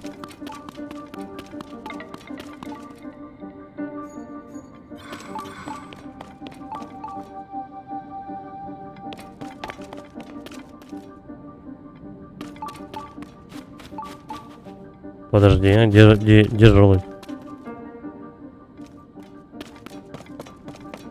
Так, тут их 2.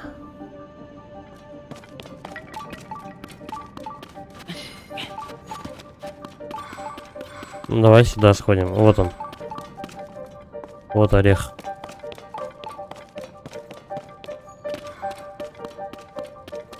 Я ж немножко запаниковал на секунду.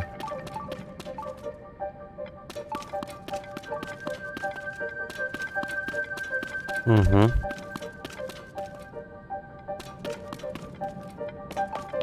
А дальше? О. Хотя бы так. Исследование день 3. Куда ни пойдешь, везде все одинаково. Везде миазмы, которые лишают силы, если к ним притронуться. Я постараюсь подавить в себе желание бежать отсюда, что есть мочи. Я останусь тут сегодня ночью. Хватит ли мне желудей, которыми я отмечаю путь? Блин, мужик, будем надеяться, что тебе желудей хватит, потому что тогда и я запутаюсь.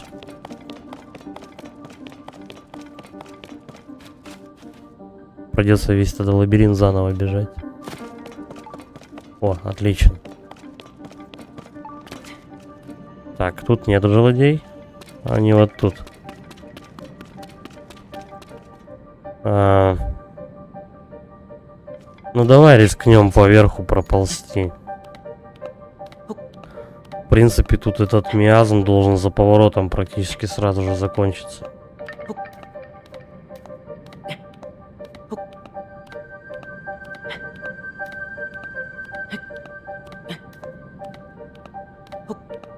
Давай, давай, карлик. Юп, юп. Падай. Так, где еще желудь? Вот он, по прямой. Я пробегу.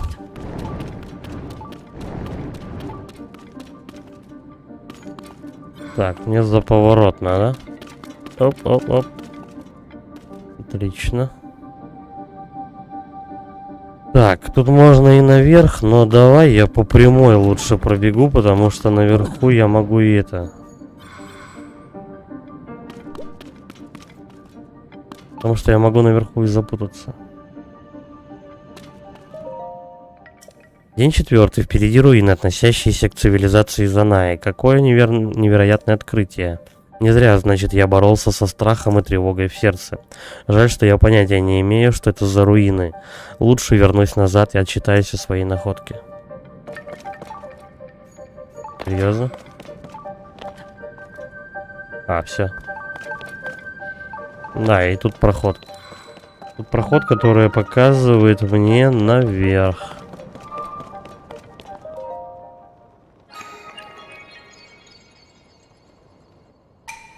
Зачем они продублировали каждый лабиринт? Один внизу, один в небе. Непонятно. Ну, этот, наверное, лабиринт, потому что несложный, поэтому давай мы сделаем 2. У нас же вторая часть Зельды. Вот тебе 2 лабиринта сразу. В каждом уголке карты. Это халявное будет святилище.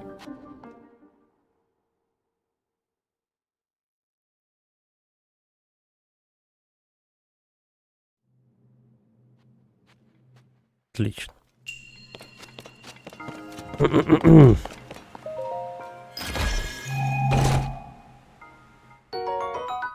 Занар. Ну, не знаю, может когда-нибудь пригодится. У меня их уже много, кстати.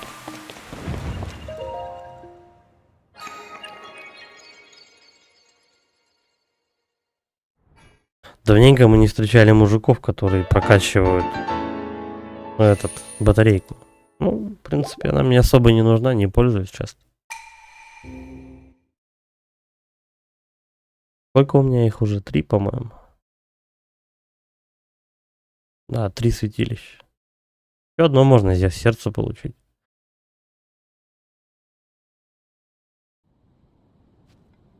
Короче, по прохождению всей карты у тебя плюс... Ну, у меня еще плюс 2 сердца будет. Так, ну, давай, наверное, по низу вот так обойдем. В центре у нас самый, ну, основной квест.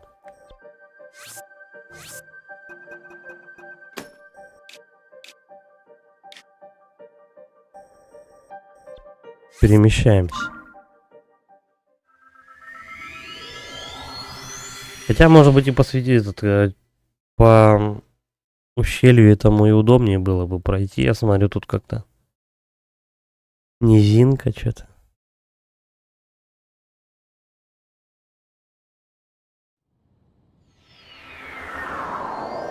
В самом городе, скорее всего, доспехи есть, которые позволяют вот в таких территориях находиться. Ну, для этого биома одежду можно купить, по-моему, только тут. Ну, в самом городе. Но я пока здоровье не теряю, ладно.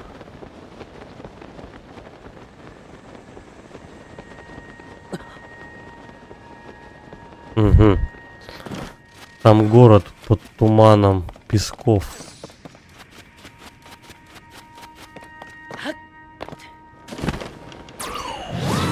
А как мне тогда будет пройти? Там же, наверное, низги не видно вообще. Ладно, посмотрим. Скорее всего, если пойдешь по дороге, то будет, ну, скажут, что делать.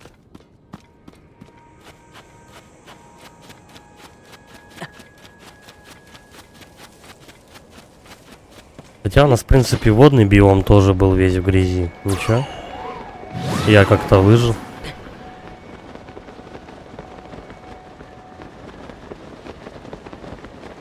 Хорошо то, что вот во второй части, ну, не напрягает. Не хочешь под землю лезть, ну и как бы не надо. Там несколько квестов есть и все. От тебя отстали в этом плане.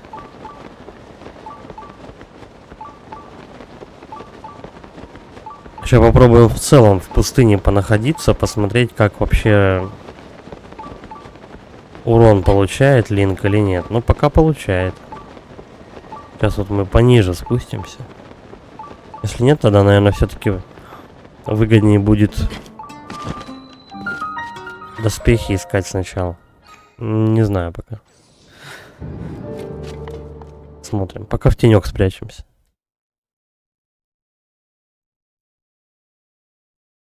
Тури.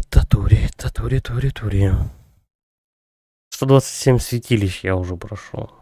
Просто жесть. Вот так вот на карту посмотреть. Просто все кишит аж. Невероятно.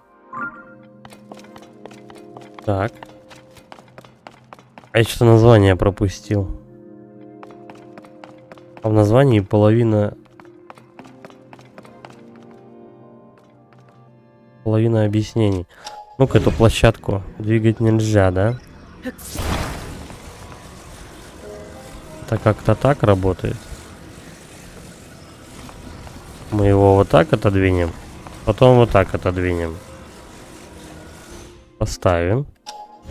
Время вспять. Оп. Запрыгиваем. Ну, как бы хочешь, он тебя и наверх отвезет.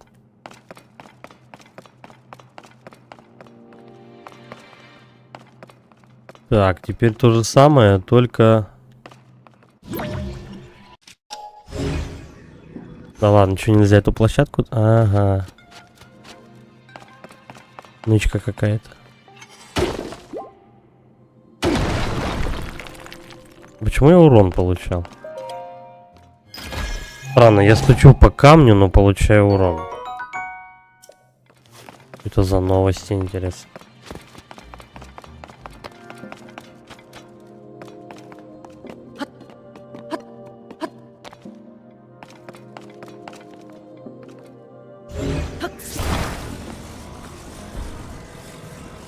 Давай вот так.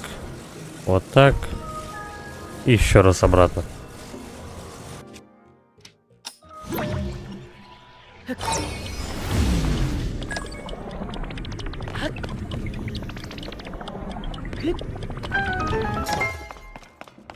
Это что, все святилища, что ли?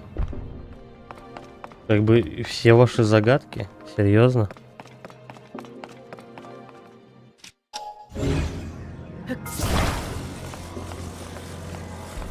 Чик. Чик.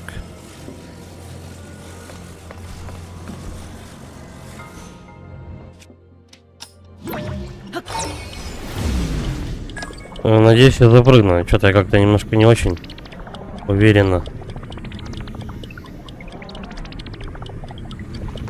Не, подожди. Не так. Последовательность не та. Мы его сначала к себе притянем. Вот так. А потом максимально оттащим назад. Всё.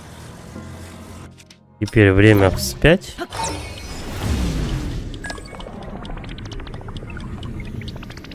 Блин, подожди.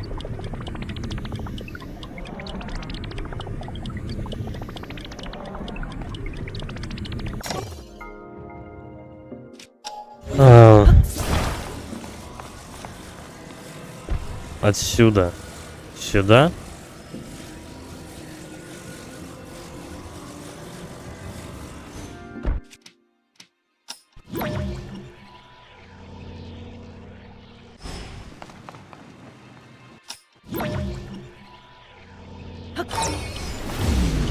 Вроде так надо.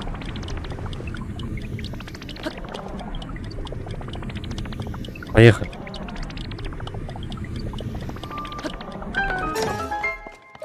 Что-то я подзапутался с... Как оно будет проигрываться в обратной последовательности. Несложно осветили, вообще не сложно. Изи просто.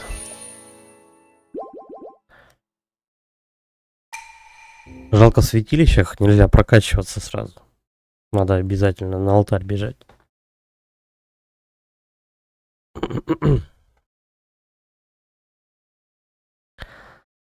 Так, сейчас попробуем по пустыне побегать. Нет, тогда на дорожку пойдем. Слушай, ну сейчас вечер. Я урон не получаю. Куда надо тебе? Ага. Ну, практически по пути. Неа. Кстати, можно чисто ночью передвигаться. Кремния и дров мне вполне хватит. Ой, куда он?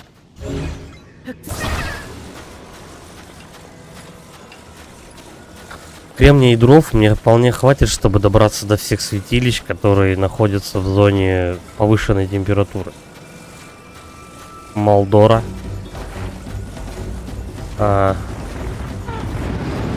Серьезно, босс Закорока.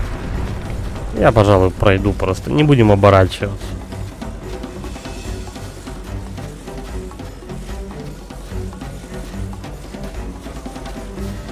Пошли вы в жопу со своим боссом.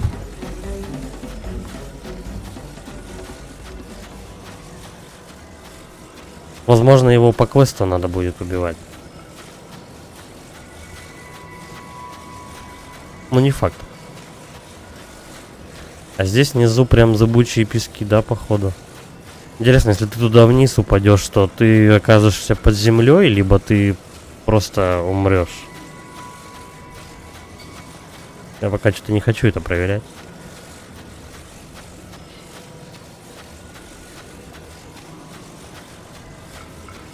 Угу.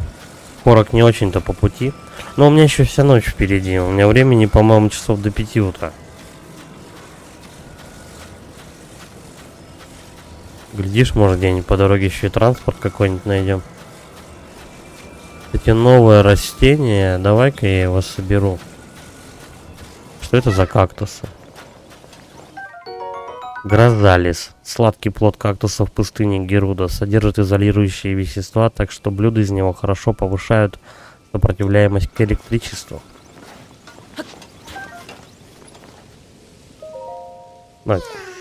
Да-да-да, я не на ту кнопку нажал.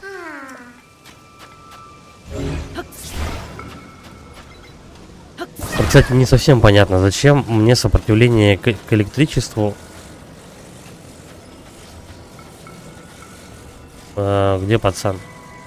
Зачем мне сопротивление к электричеству? О, в пустыне. Не совсем понятно. Мне же от жары надо что-то. По идее, водофрукты, может, помогут. Но это не точно. Так. еще 3 семечка, и можно будет прокачать ячейку для лука. Не знаю, нужно ли мне это. Грозовик. Ясно, у нас, короче, персонаж добавится в попутчике, который владеет молниями. И все в этом духе. Духи-пердухи, ну давай сюда сходим. Они как раз тут рядышком. Ну-ка. Подожди. Какой-то оазис. По приборам пойдем. Ничего не вижу.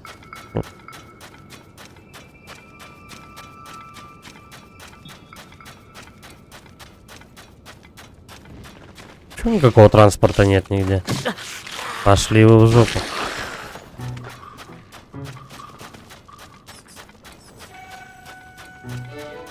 О, святилище. А тут красное. Нет, подожди. Какое-то другое.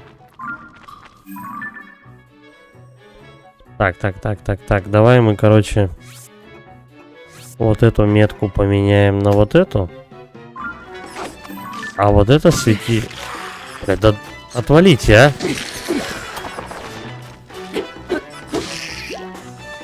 Уроды. Ничего не дают сделать. И... Оп. Ага.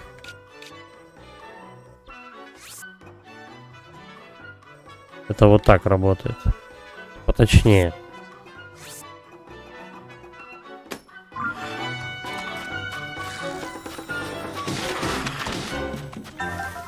Я лучше запчасти соберу. Так, а на том святилище я был. Пацанов там драка просто вообще. Ладно, давайте без меня там. У меня время идет просто. Сейчас лучше не останавливаться, потому что ночь закончится, начнется жара. Не хочется урон получать.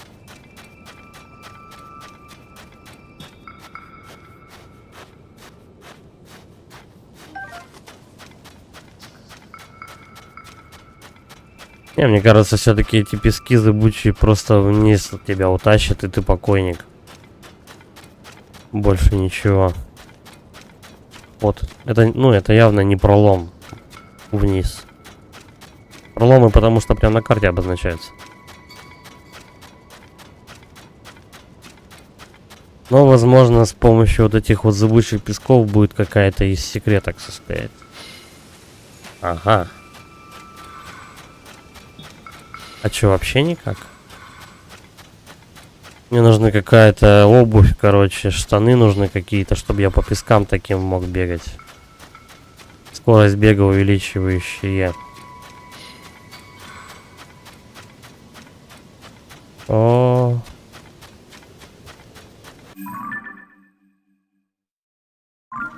Хотя подожди, нет, мне кажется, все-таки это можно обойти.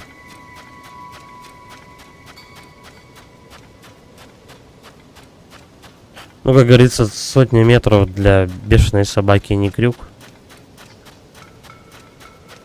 Обойдем. Вон святилище как раз, да. Оно находится за этими песками. Никак иначе.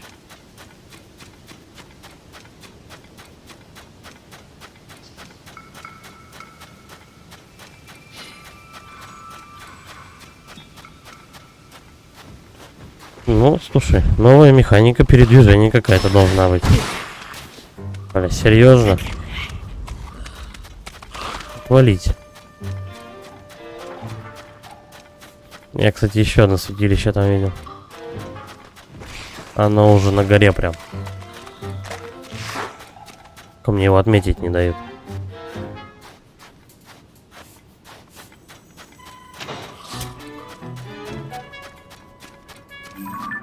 Угу. Это то, что желтым отмечено.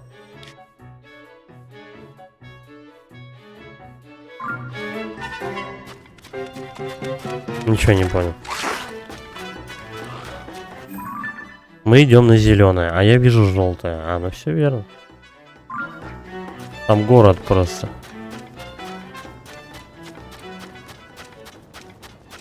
Я в тумане могу перемещаться в это?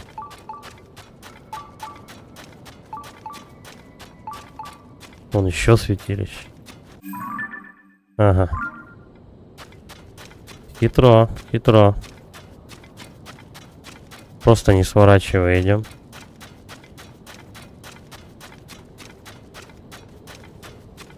Что-то подобное было в первой части. Да-да-да, у тебя просто визор не работает. Слепую идешь.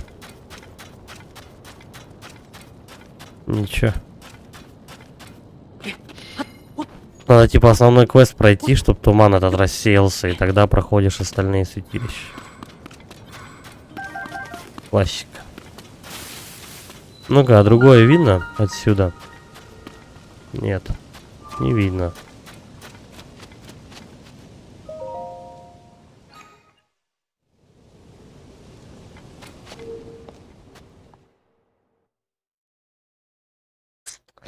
Сдается, мне придется на основной квест сначала идти. Потом добить еще несколько святилищ. Вот. Блуждающий огонь.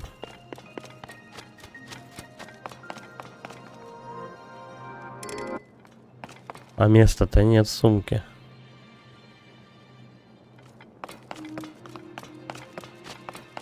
Мы тогда так будем делать?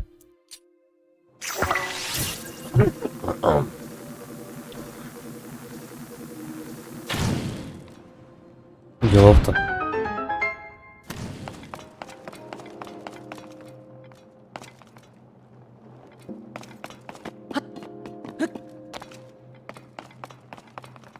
Ага, есть кнопка, чтобы что? Вообще обрыв. Тут тоже.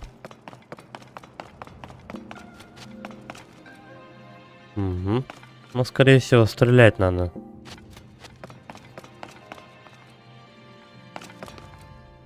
Подожди. Почему их 3? Ладно, давай на кнопку надавим, посмотрим, что произойдет.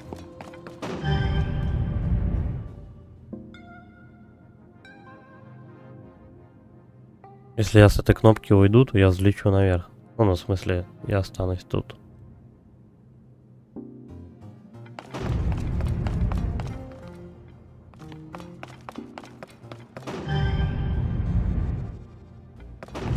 А. Ты нажимаешь, и вот они, все 3 надо просто поджечь.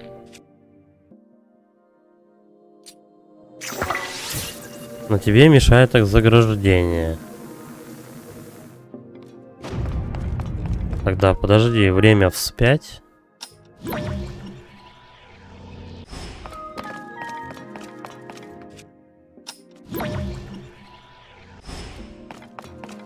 Что из этого можно 5 повернуть?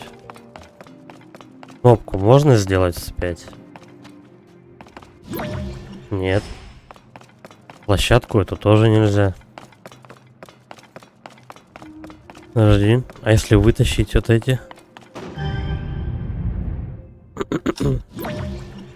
Я не дотягиваюсь.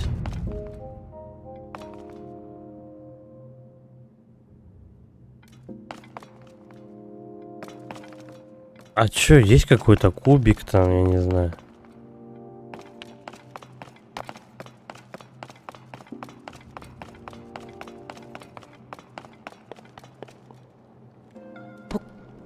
Так просто вот эту штуку надо на кнопку поставить, и все заработает.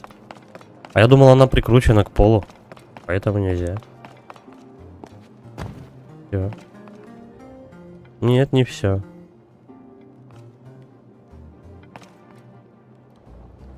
Массы не хватает. Взять-то нечего.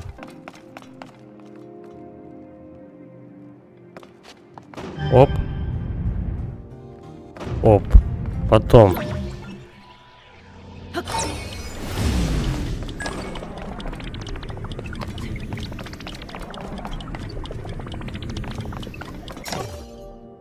Нет.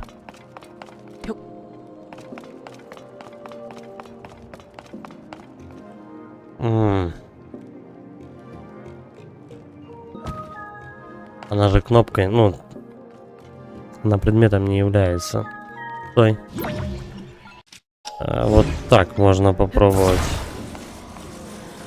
Вот так. Вот так. Нет?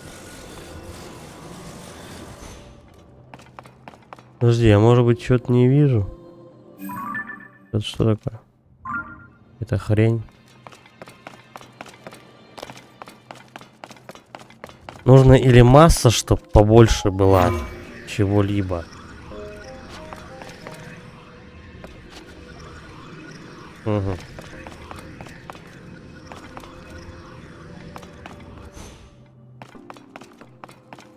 Надо, чтобы или светильник еще один был, да, наверное? О, вот, то, что нужно.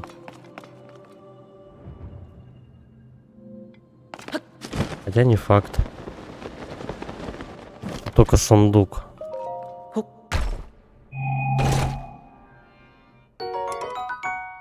Ну, смысл мне от этого сундука? Так. Что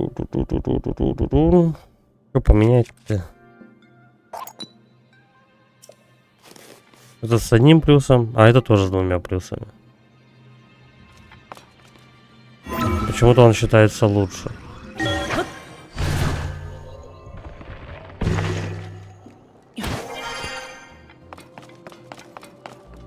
Короче, эту свечку надо как-то переместить, наверное. Подожди. У нас тут ничего нет. Можно факелом зашвырнуть.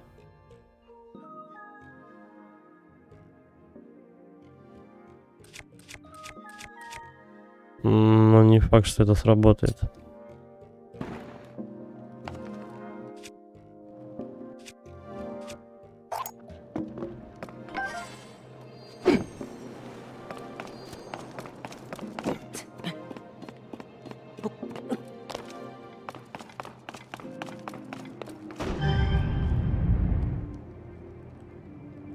Проблема в том, что факел-то один.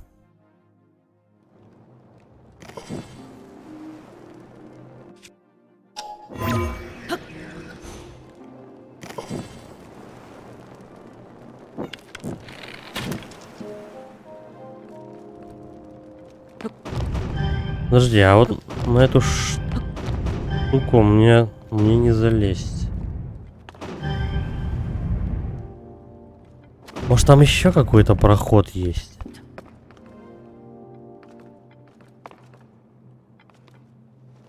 Ай-яй-яй. Мне придется умирать.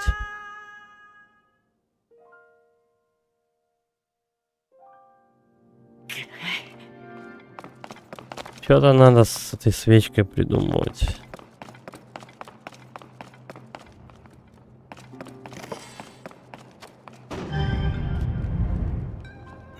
Как там целиться-то? О.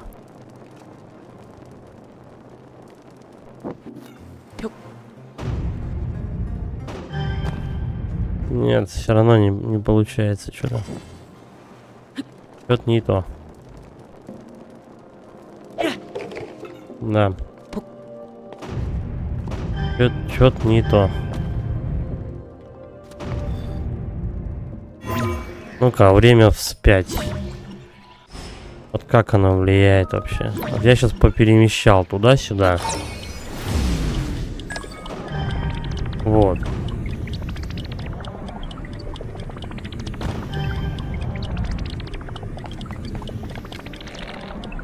Стой. Что не зажег-то?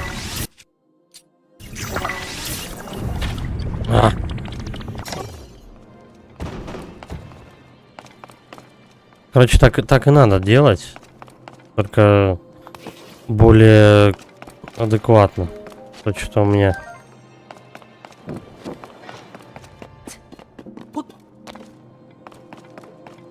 Так и делаем. Так, тогда.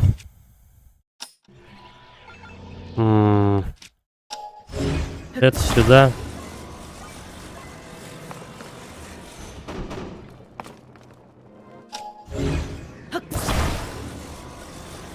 Как я там? Ну, так, по-моему, бросал.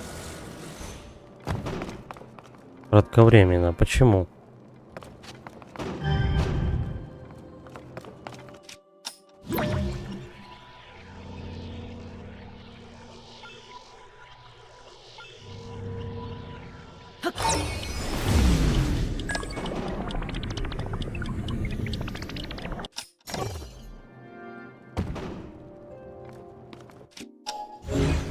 Что-то не могу догадаться, как мне надо его на дольшее время, чтобы он кнопку нажимал.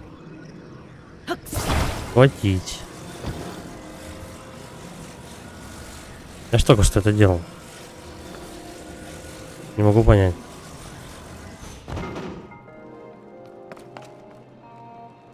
Надо как-то его задержать.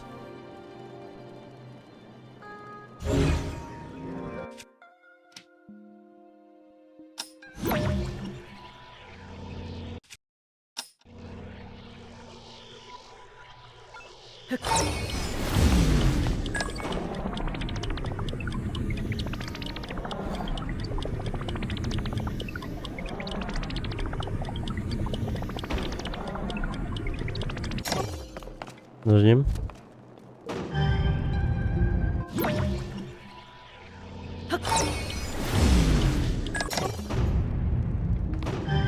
Встаем на кнопку.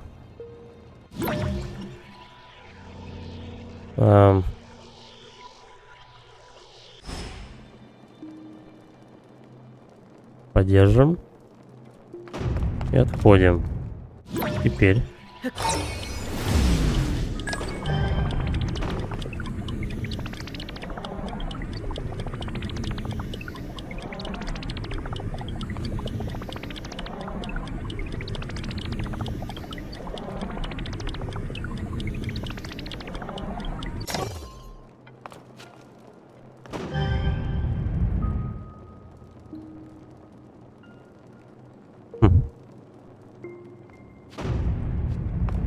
А что если...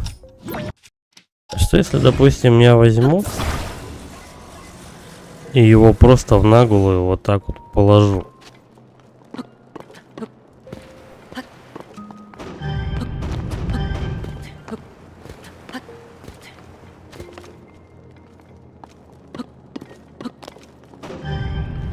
Оп. Вот теперь вроде мне... Ай, тихо. Горим, горим. Горим. Пусть я урон получаю, но зато я поджег. Подожди, а почему не тухнут?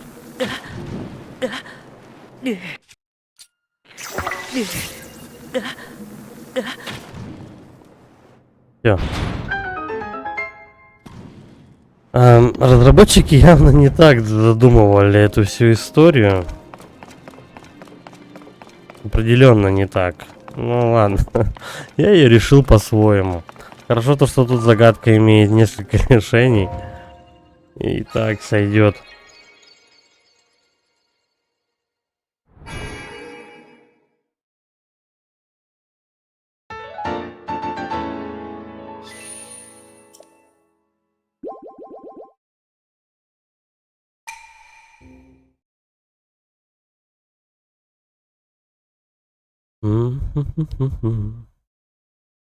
Кстати, интересно, у меня сейчас карта будет работать?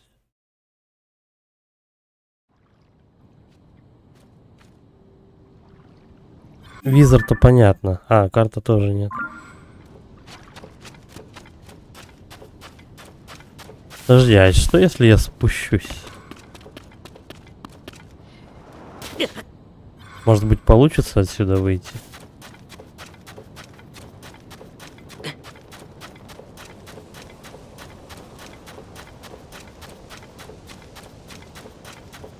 Стилища-то прям рядышком были. Ой, новые мобы.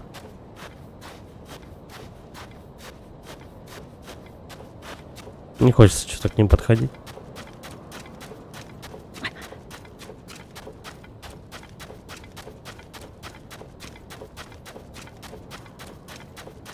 Не, ну когда-то эта буря должна, по идее, закончиться-то.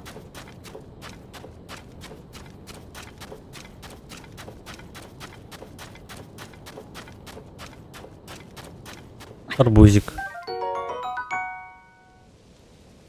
Сочная мякоть обладает охлаждающими свойствами. Блюдо из него позволяет легче переносить жару.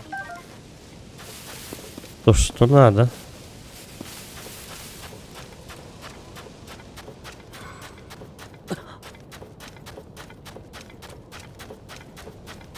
Вот я думаю, что я урон-то получаю? Сейчас же день.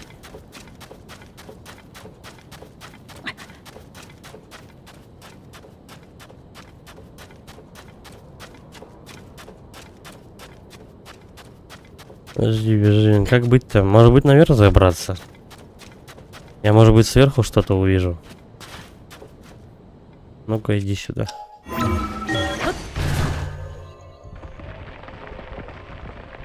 Вообще, по идее, надо в город лететь, квест основной проходить. Да, не видно тут ничего. Но можно, в принципе, хотя бы выбрать направление.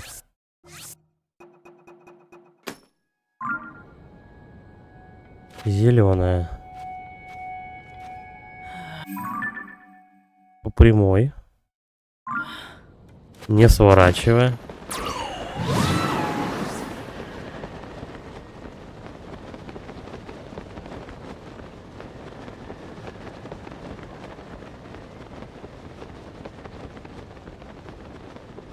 Где-то так.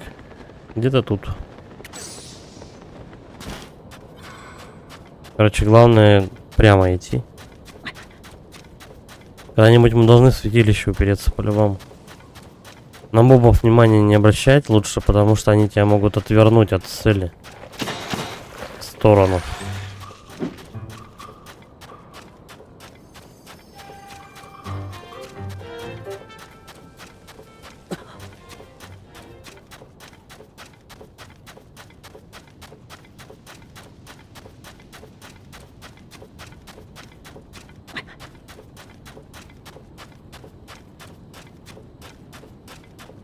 Здесь я не сильно скосил.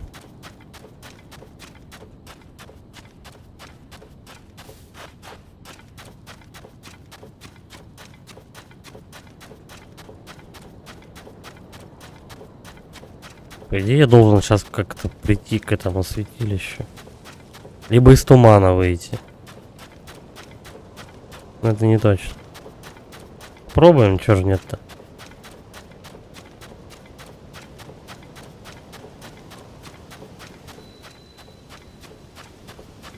Земли правосудия. Конечно, здорово. Даже этот локатор не работает. Ну, потому что визор выключил.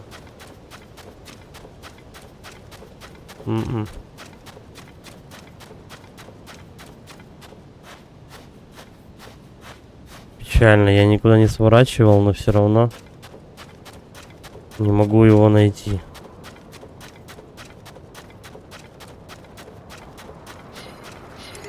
Дальше пути нет. Я добрался до края карты. Ну давай хотя бы сюда. Не, основной квест нужен. Надо рассеивать туман.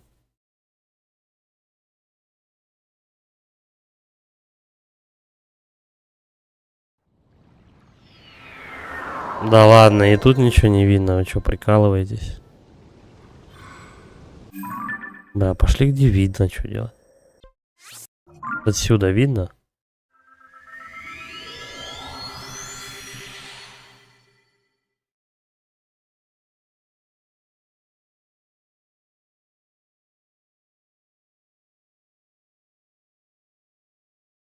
Хотя бы на этот надо на центральную дорогу выйти.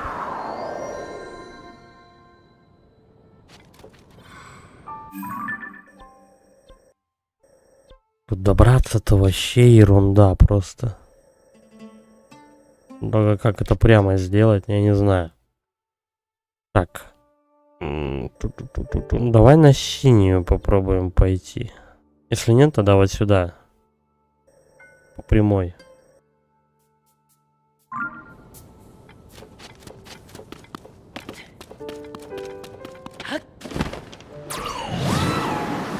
Что-то мне сдается, я и на синей тоже там ничего не увижу.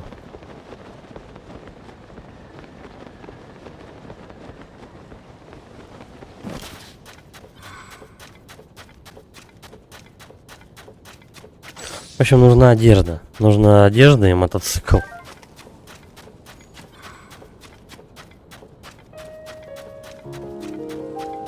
Ту-ту-ту-ту-тун. Одежда нужна, чтобы адекватно в этом биоме себя чувствовать. А туман. Туман надо и тоже рассеивать, иначе мне несколько святилищ будет не пройти.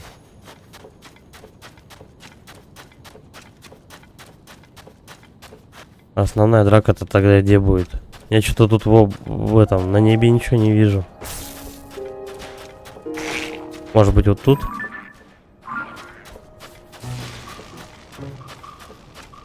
Не знаю, где финальный босс. Ну, в смысле, вот босс этой локации.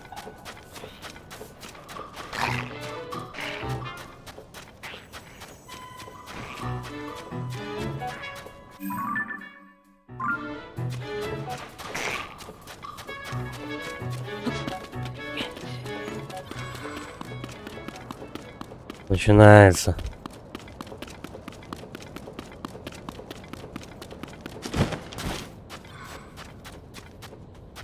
Короче, вот пошли на то святилище. Синее мне не найти. И вот здесь, по идее, у них... ну, если я правильно помню, в первой части было возле города Герудо. Ну, как сказать, маленький такой поселок был. Вот, сначала квест проходишь в поселке, потом уже до города добираешься. Тут, наверное, то же самое. Отвалите. Отвалите от меня. Так, чё? Бутыльники почему не это? Не вписываются? О, наконец. Ну-ка, фас его. Было бы прикольно, если еще попутчики у меня бы этот, как вам, птиц подстреливаю. Живность какую-нибудь бы тоже. Зато всегда бы еда была.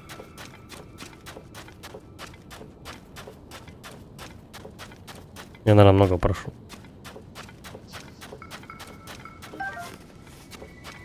Оп, вот да, фруктик. А там что? Палки какие-то валяются. А, нет, это грозофрукт.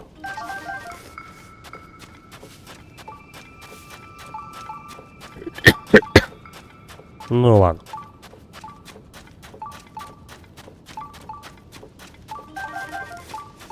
Ну, единственное, скорее всего, вот это я еще могу святилище пройти. Вот эти 3 никак. 4. Они все под туманом. Пим-пим, пим-пим.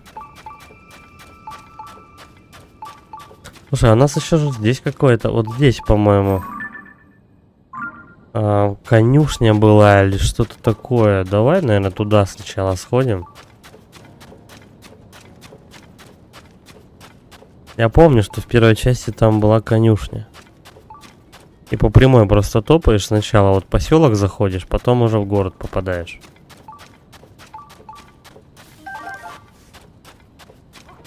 По 2 арбуза растет. Да, сначала надо будет квест какой-то, несколько, наверное, квестов даже выполнить. Сначала в маленьком городе, а потом уже этот, как вам. Потом уже к основному подходить. По выполнении квеста в маленьком городе должны, по идее, дать одежду.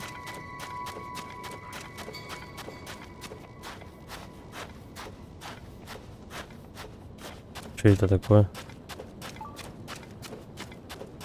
А, тень просто. Я думал, кто-то летит уже на меня большой.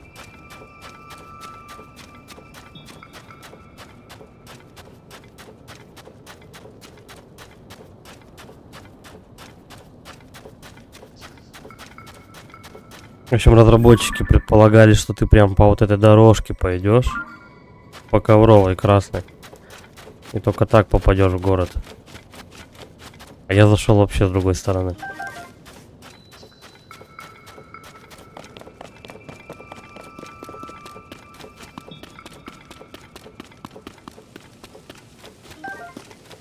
Ну да, конюшня. Слушай, память не подводит. Год прошел.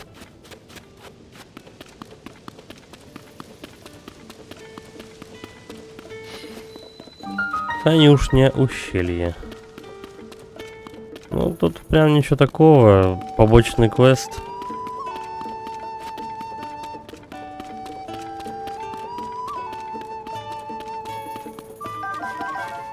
Побочный квест про Зельду.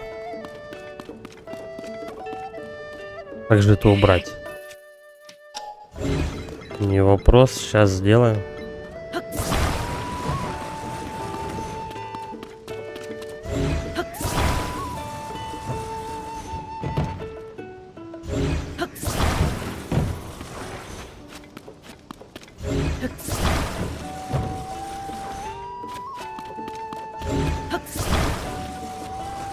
Что-то с птицей не хочется заморачиваться квестами этими. Что, мне все ящики надо отсюда вытащить?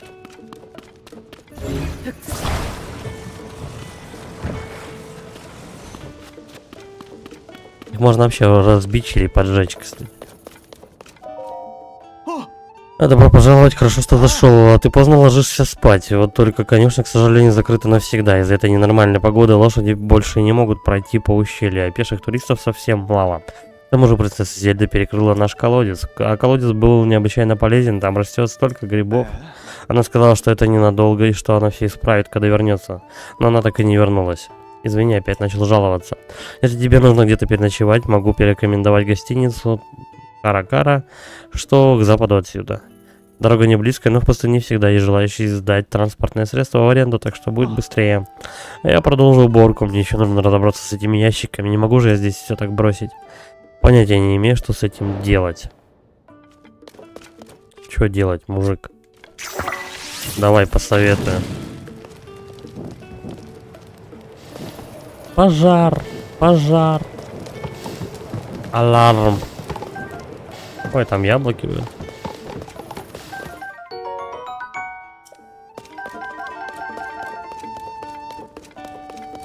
Обожраться можно этими яблоками.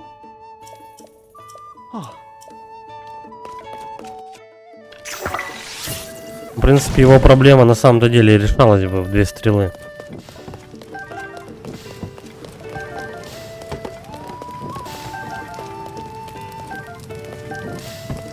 Можно было те ящики на улице не таскать.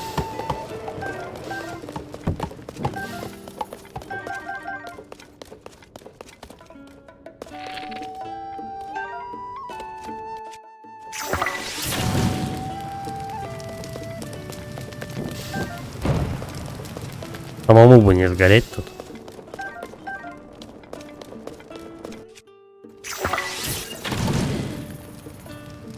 А, вот оно в чем дело. Лук стреляет дважды, а не двойной урон. Вот в чем у него забава. Блин, а я тот выкинул.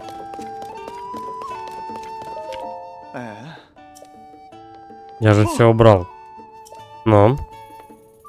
Не понял, та-та-та. Ты решил помочь мне здесь. Спасибо тебе огромное, так помог с уборкой. Ладно, хорошо. 1 конюшенный балл.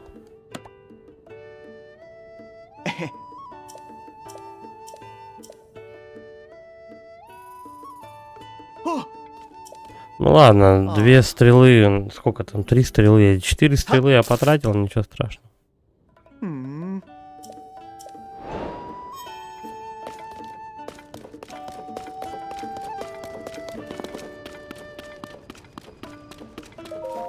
Так, ладно, все-таки сделаем. Это может быть только мой напарник. Этот колодец перекрыли по приказу принцессы Зельды, но колодец, конечно, необходим не только для работников, но и для путешественников и лошадей. Не говоря уже о том, что на стенах колодца растет множество очень полезных грибов. Зачем Зельда это сделала? Владелец конюшни ничего не знает. А сами в колодец не полезу, крылья мешают. Нам явно не хватает информации. Ясно?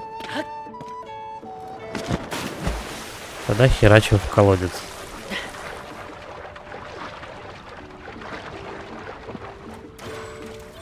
А где толстый? Дайте мне толстого.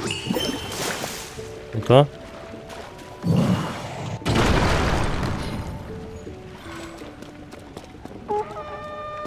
Тут прям... Я его и водяным уроном, и огненным. Двоих, как тебе? Запинали просто, запинали. А, тихо, я в воде. Ну вот эти вот уроды хитрые, конечно.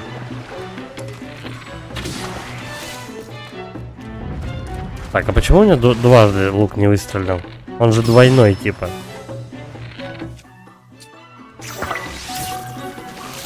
Вообще не знаю, зачем я ему огнем выстрелил. Это все? Это все. Стенки, потолки, бить ничего не надо. Давай. Нет, я этого тоже убью все-таки. Вот и лук сломался. О! Отлично.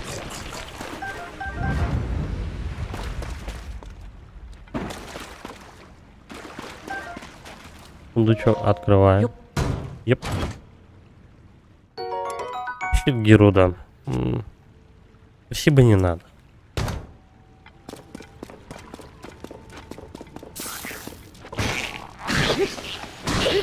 Блин, а он на меня тут с палкой летел. Что, больной? Ау. Так, ну это уже нечестно, по-моему. Обожремся яблок. Че, зря их собирал, что ли?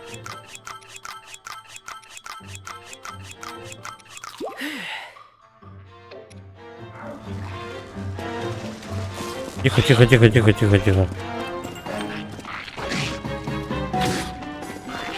Толстый, ты ему вырубишь, может быть? Толстый, жопа бесполезная.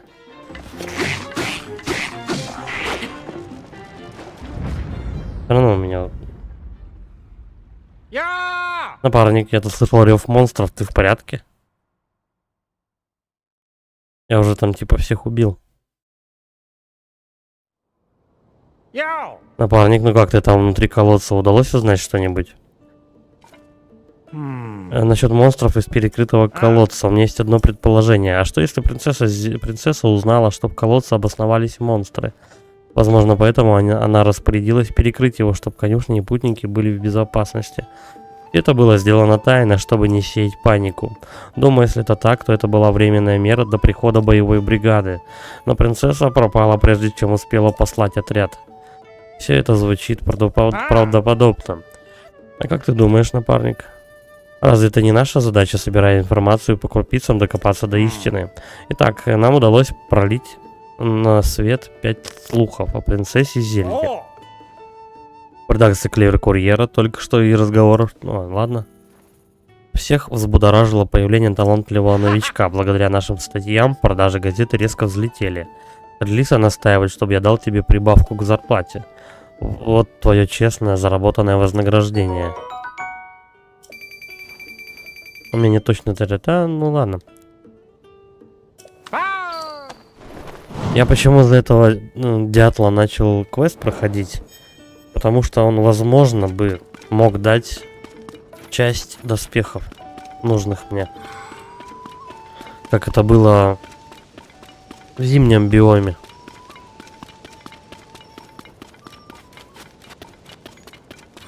Он там дал доспехи, правда, не совсем те, которые нужно. Но с помощью них можно ползать по мокрым стенам. Так, Кора-Кучо, куда надо? Если недалеко, то потащу. Угу.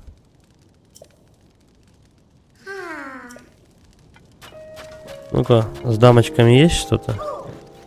А, ну они этот...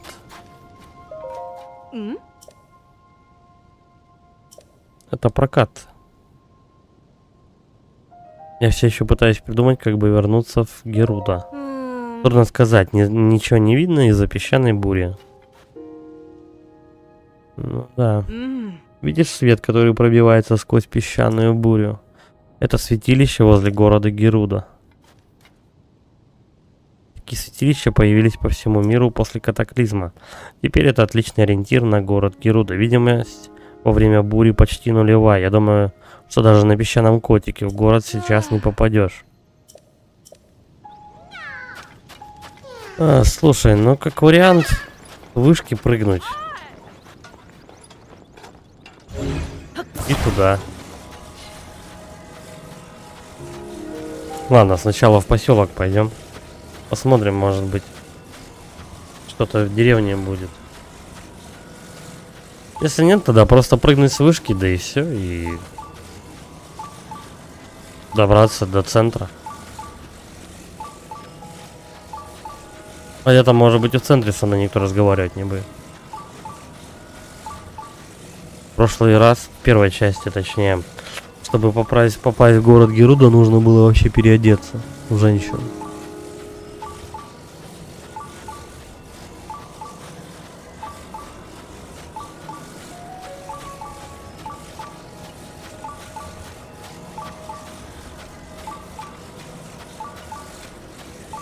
Пик-пик.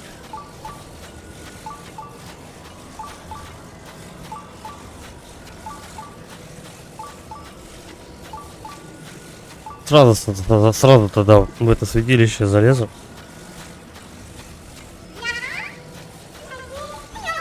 Здрасте.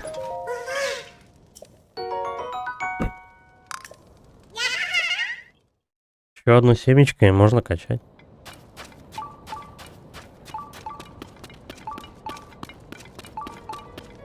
Шар воздушный наверху. Так. Да и вроде все.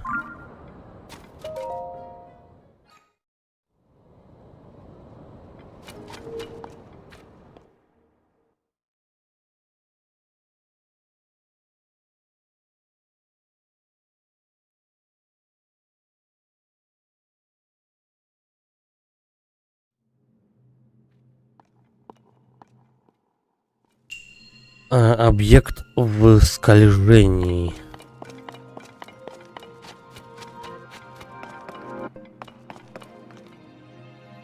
Вот я видел, как эти санки съехали. Мне нужно встать на них.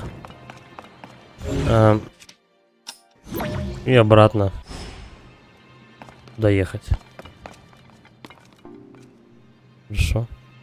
Сейчас сделаем.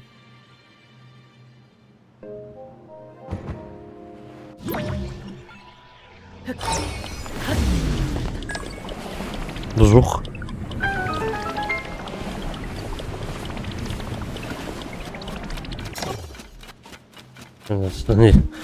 Мог бы санками по башке получить. Так, есть руль. А я сдохну, да, в этих песках? Но они меня сносят. А этот руль-то куда можно прикрутить? А вот к санкам. Ой, не то. Я, кстати, такими санками еще не пользовался.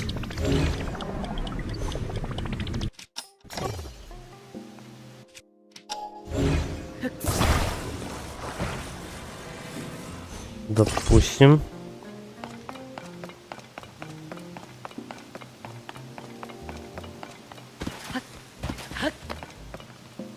Да, я, кстати, могу и прыжками неплохо добраться, но... Возможно, меня сносить будет. Так, дотянется он? Оп, иди-ка сюда.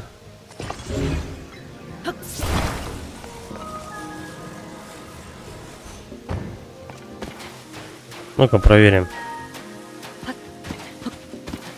Не получится прыжками. У тебя стамины тупо не хватит. Давай сейчас тогда воздушную подушку сделаем.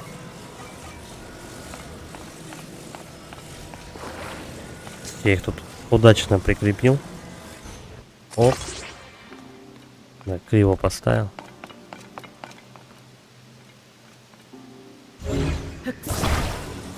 Продадим конструкции немного эстетического удовольствия. Что если вот так вот их прикольно же будет. Разница-то, да, в принципе, какая? Вообще лучше, наверное, все-таки один вентилятор. Он поменьше будет расходовать энергии. Так, а топать мне надо вот туда. И вон там еще что-то. Давай проверим вообще, как конструкция это работает. Ай, тихо, вязну, вязну, вязну.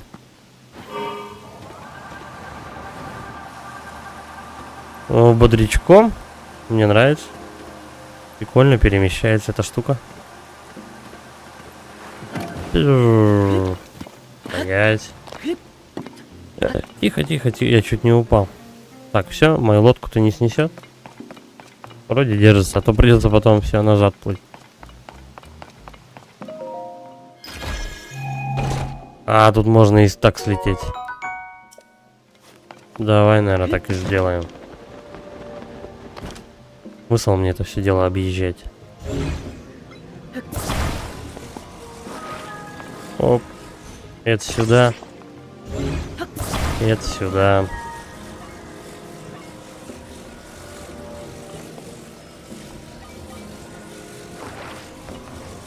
Да, вполне одного пропеллера бы хватило.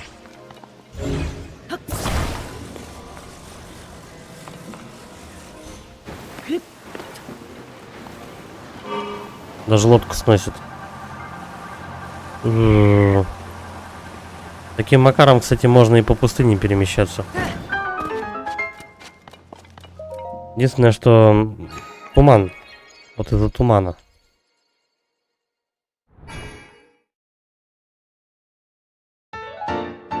Тоже легкое святилище. Вообще. Вообще на изи. Последнего в этой локации, в принципе, святилища легкие. Ну, я не знаю, может быть, конечно, дальше будет жестче. Может, это одна из первых локаций? Должна быть. По мне так самая жесткая, по-моему, с водой была. Не с водой. С огнем. Когда нужно было на вагонетках там кататься немерено просто. Рынок Каракара. Ну и что на этом рынке есть? Кстати, тут одежду можно искать. Ты что делаешь? Это для наших воительниц. Из этой песчаной бури с поставками перебои. И нам самим едва хватает. Если тебе что-то нужно, поищи на рынке. Ну, конечно, она ничего не даст. Это для наших воительниц, значит, мне нужна одежда. Это свежая. Рыба, мясо. Если тебе жарко. Ну-ка, ну-ка, ну-ка, ну-ка. Я предлагаю новинки моды из города Геруда. У меня даже можно приобрести обруч пустыни. Раньше воям было непросто его заполучить. Моя одежда не только сногсшибательно выглядит, но и защищает от жары. Вот то, что нужно. Даже если у тебя уже есть один наряд, советую разнообразить гардероб. Купи второй и покрась его в другой цвет. А ты разве не знал, что одежду можно красить? И доспехи, кстати, тоже. Сейчас это очень модно. Покраской занимается в Красильне Восточный ветер в деревне Хатена. Я там был. Раньше Хатена была небольшой уютной деревушкой, там было очень тихо и спокойно, но теперь это популярное направление для туристов. Деревню также называют столицей моды. Подожди, я ничего не продаю. Отвали. Мне нужна твоя одежда. 450. Берем.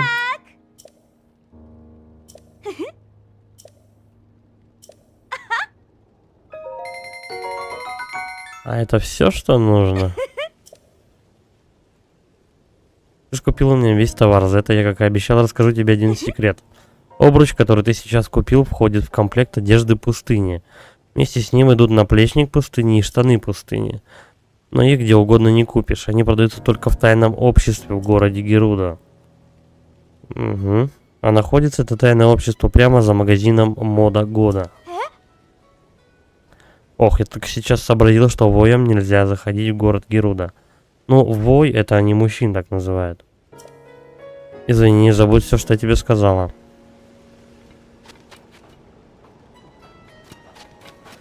Ну, давай для начала мы шапочку-то хотя бы оденем.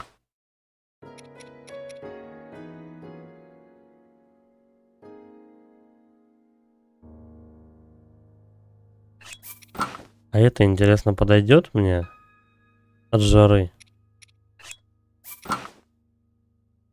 Или нет? Нет, наверное, не подойдет.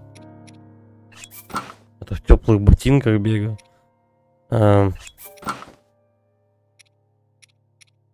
Да, пока так. Пока так походим. Надо, чтобы вот прям солнышко было нарисовано. Я вот насчет этого я был не уверен, но это атака именно огнем. Жарой там. Так, тут что? Стрел нету? Я бы еще стрел докупил. В любой непонятной ситуации покупать стрелы. Короче, мне надо в город, чтобы собрать полный сет. Надо думать, как туда попасть. Лук на халяву дали, почему бы нет? Вот у этого стрелы есть, как всегда. Ну давай, покажи товар. Стрела, да, берем.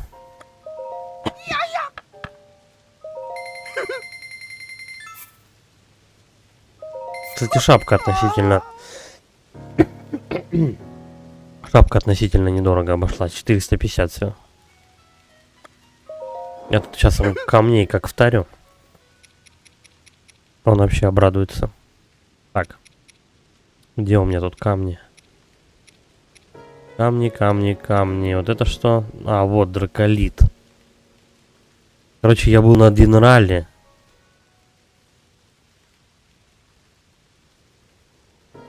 А чешуя где от этого товарища? Я на огненном драконе был. Я что-то такого не помню. Ладно. Так. Я уже, оказывается, на 3 драконах побывал. Или нет? Все продаем? Короче, у меня шапка почти окупилась уже. Вот и шапка окупилась. Да все, продаем. Смысл мне эти драгоценности таскать с собой?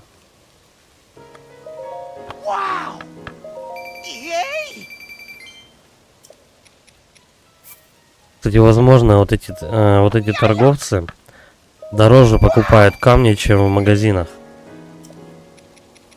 Ну, тут чисто, наверное, сравнивать надо. Вау! 7000, кстати, уже. Я себе, типа, любую броню могу позволить.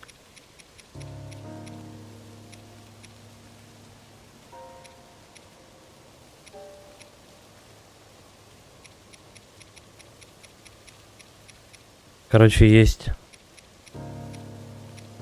драколит Динраля. Камень.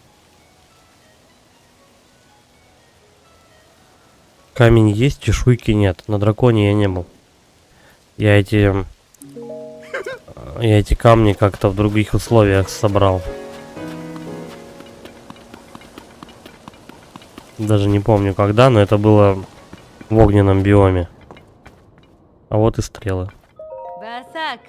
What's up, man? Сколько у меня стрел-то? 332. Снаряжение нужно? Ты не может быть опасно. Без подходящего снаряжения я бы носа туда не совала. За стойкой позади можно оформиться в гостиницу. Советую как следует отдохнуть перед дорогой. Да не нужна мне гостиница. Ну-ка. Ты что, тоже застрял здесь из-за песчаной бури? Она вообще когда-то закончится? Сколько можно? Ну, руины, короче. Ну, ясно. Массажи какие-то.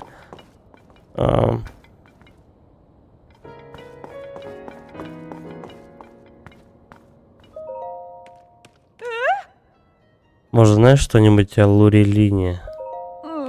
Если тебе даже название деревни не знакомо, то вряд ли ты о ней что-то знаешь. Маленькая рыбацкая деревня на юго-восточном побережье Хайрула. Я держала там гостиницу, недавно напали пираты. Ну понятно. И я уже видел эту деревню. Точнее, я видел квест про эту деревню.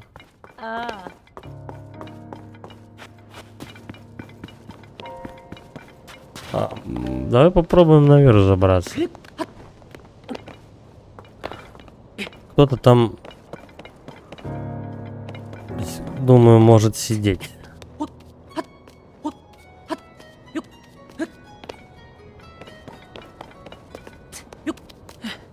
Вообще, мне кажется, надо придется с вышки прыгать, чтобы добраться до святилища, которое мне показали.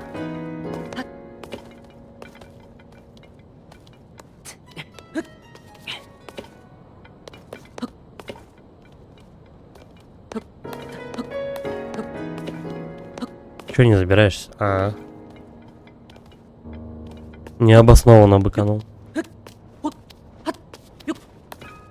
Такс. А могу я еще выше? Да, можно. Ну-ка. Кажется, в городе Геруда все в порядке, или нет? А ты откуда взялся? Мирному населению нельзя на рыночный маяк. Хотя можно исключение сделать, раз уж ты сюда взобрался, любуйся видами. На рынке Каракарам только отсюда можно хоть что-то увидеть из песчаной бури. Это-то понятно. Я не вижу святилища, которое мне показали, единственное.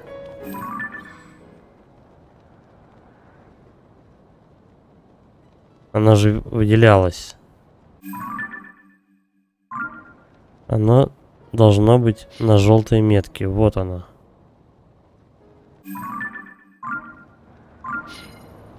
Ну давай попробуем. Что там? Что это за шар вообще такой?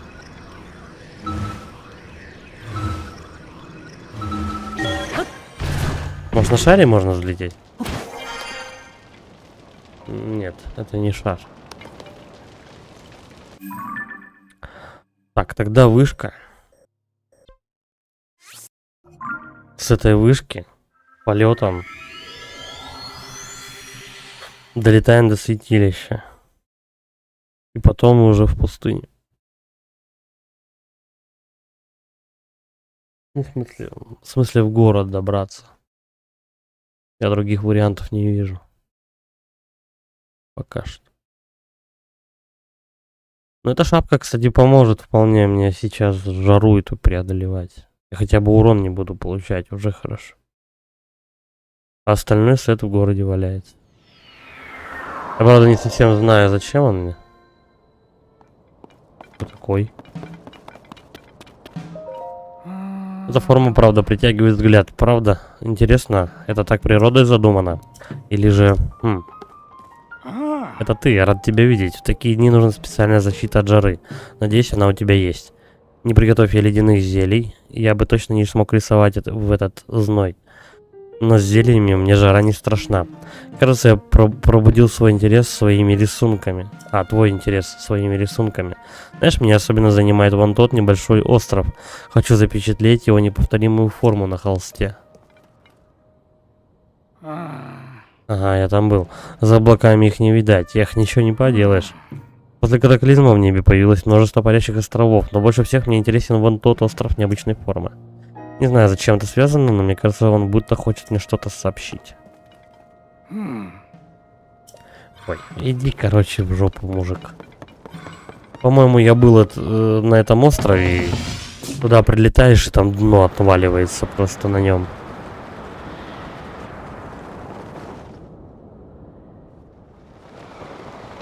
Днище просто вот его выбивает, и все.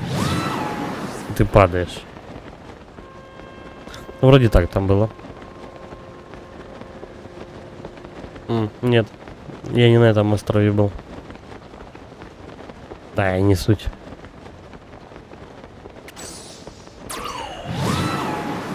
Мне бы туда долететь.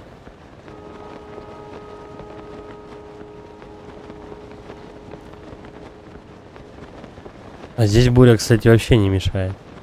Прям все видно, по-моему.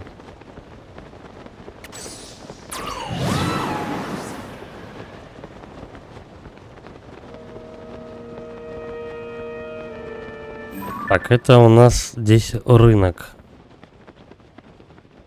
И опять святилище посеял. Где оно? Вот, нет. Где оно? Все, вижу.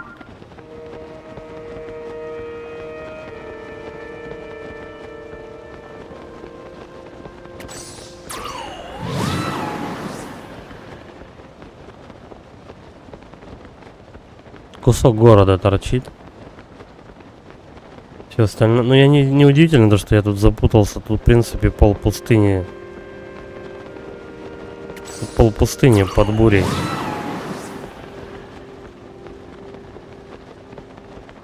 Короче, другие святилища не найти, пока основной квест не пройдешь.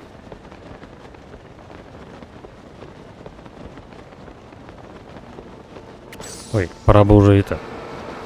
Пора бы уже того самого пикировать.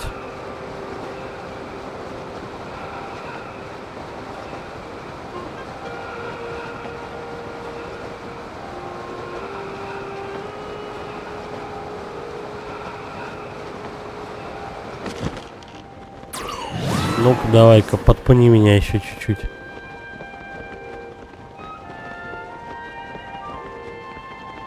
Угу. Давай что-нибудь сожрем. Есть у меня что-нибудь на бодряк-то? Такое.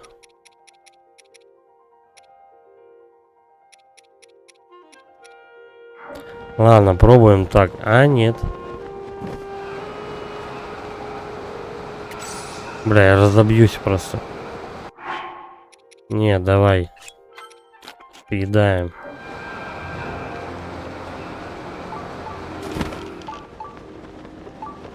Надо прям в сам город залететь.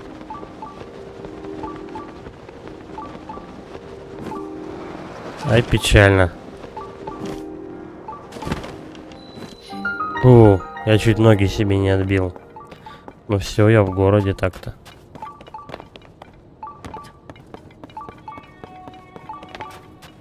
Не воды. Я помню, что здесь вот я воду прогонял как-то. Ну, в смысле, включал. Вот еще один голос. Ох, как я испугался, голос халийский. Я уже было подумал, что это призрак женщины, погубленной монстрами. Вообще-то я пришел сюда в надежде познакомиться с кем-то из Геруда, но вокруг ни души. Я только иногда слышу голоса из колодца. Они под землей, короче, все прячутся. Наверное, эти странные монстры покончили со всеми, кто здесь жил, так что остались одни привидения. Надо держать ухо востро, как бы и мне привидением не стать. Я понял. Надо под землю. Да? Да, вон они там все находятся. Давай сначала святилище я пройду. Че, в тронном зале тоже, да, никого? Здесь король сидит, это.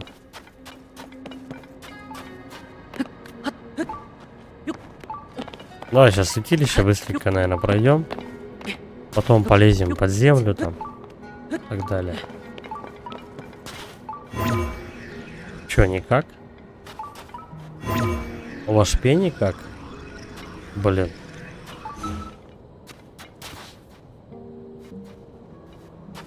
С другого ракурса это как-то более доступно казалось. Ладно, давай сюда залезем.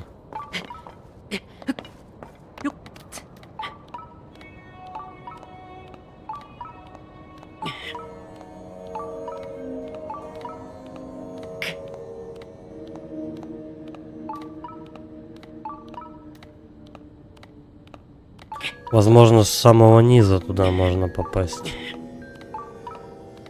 Перемещением через потолок. Но ничего страшного, я и так залезу. Мы, как говорится, люди не гордые.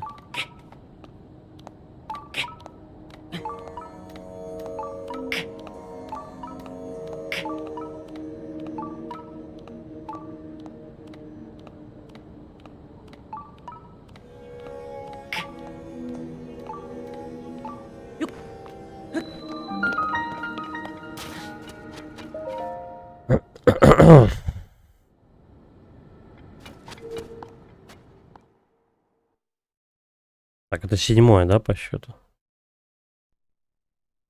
Да.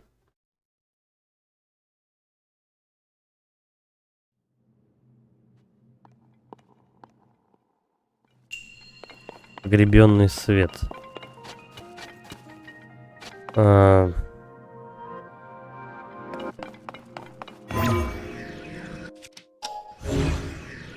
Для этого двери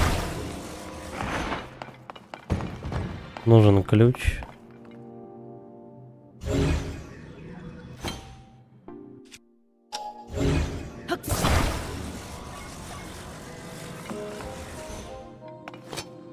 Это так работает.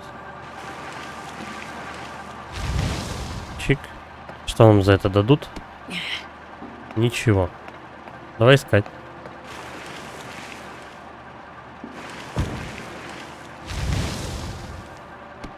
Придется этот вентилятор таскать с собой и ложить его на землю. А чё не дует? Чё?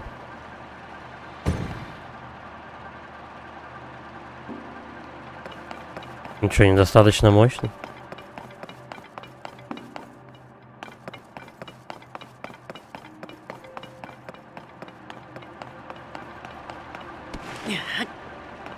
Короче, надо ракурс найти.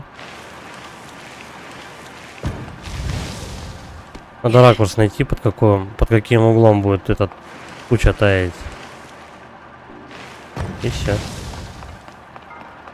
Это было несложно. Пока что.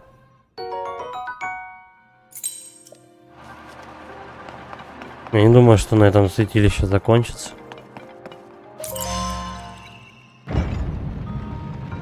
Продолжаем разговор.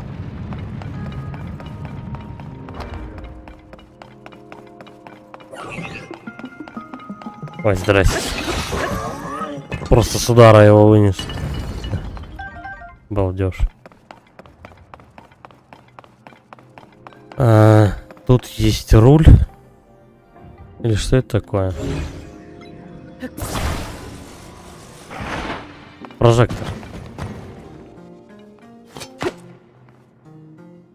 Что такое? Скорее всего, это типа отражает луч какой-то. Пошли за вентилятором, я вот что думаю.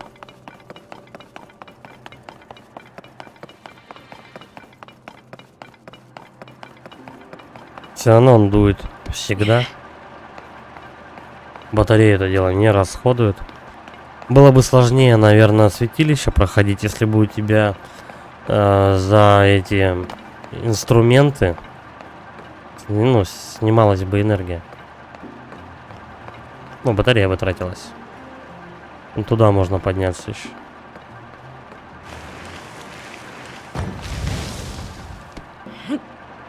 Такая куча. Ну вот, эта куча должно хоть что-то быть.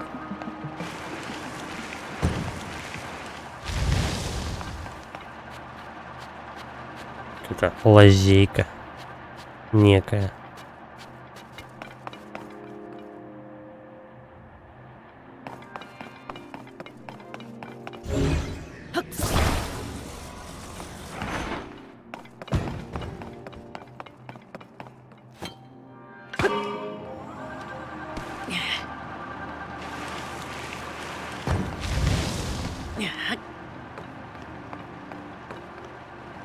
Что, зачем тогда там подниматься? Ой, здрасте.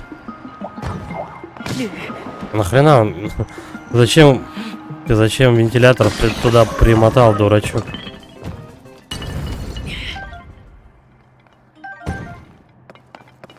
Слушай, а он мне пригодится. Да?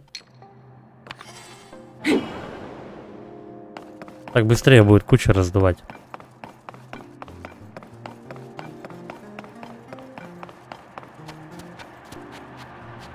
Может быть, этот пропеллер положить на пол. И потом самому взлететь. Я посмотрим. Мне интересно, что вот этот проход и зачем туда идти?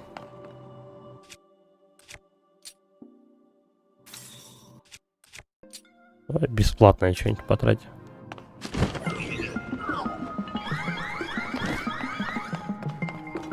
Возможно, там проход будет ну, сундук. Как тебе? Огрести высшим мечом.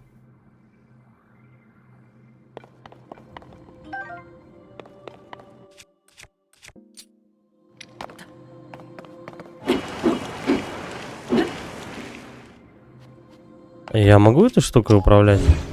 Нет.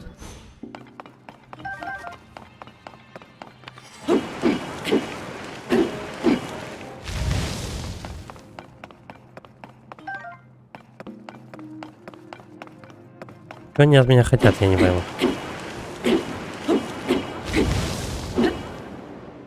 Светильника 2 есть. Чтобы что?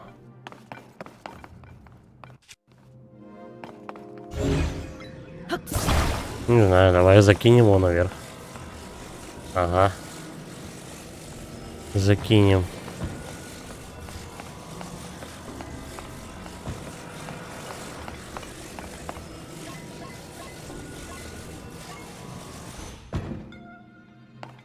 Тут ничего он не отражает.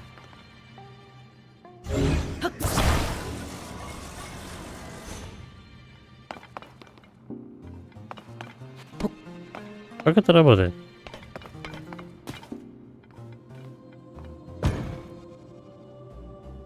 Может, прям в центр надо положить? Да нет.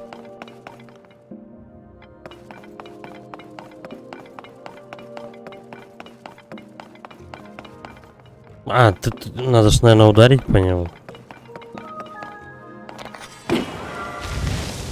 О, яркий свет.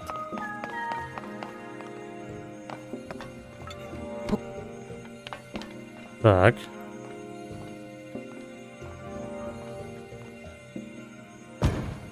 Я пока не совсем понимаю, куда я светить-то надо вообще. Но мы сейчас преломление лучей сделаем.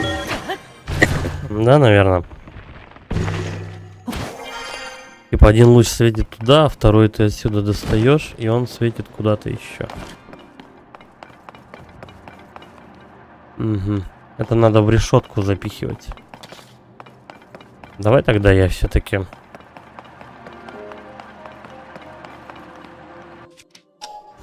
Вот сюда заберусь.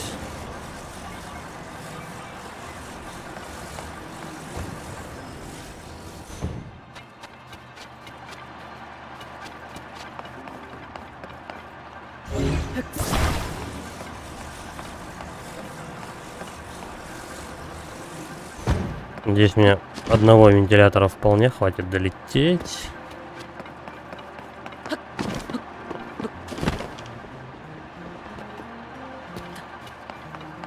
Что-то не достаю, почему? Ну, давай к стенке ближе. Ну, почти. Подожди, а если два вентилятора? Там какой-то механизм есть, который открывает что-то. Ну, два-то должны работать отлично, вот.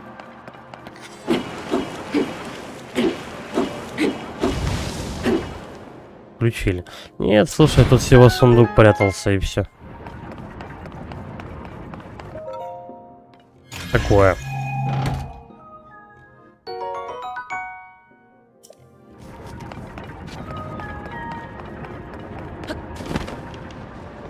Но иногда эти штуки это просто реально трата времени. Ладно, пойдем основной делать.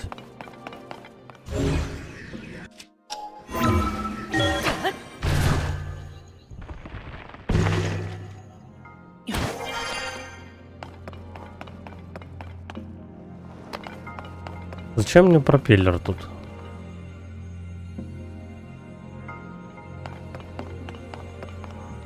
Мне вот это непонятно.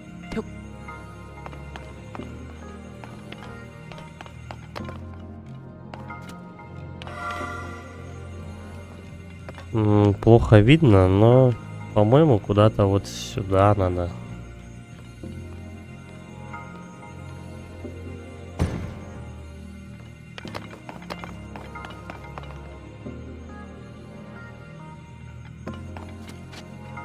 Что-то не очень он светится, неровно. О, так получше будет.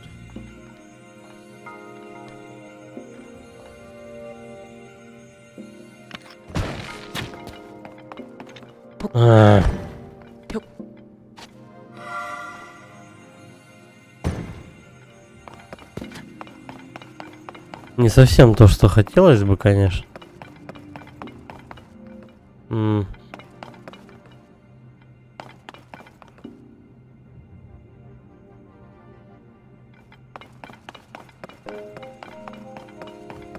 Зачем вентилятор нужен?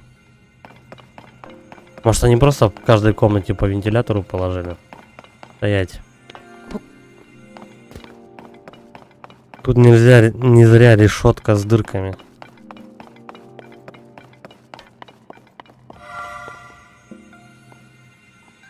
Вот только под каким углом мне светить надо.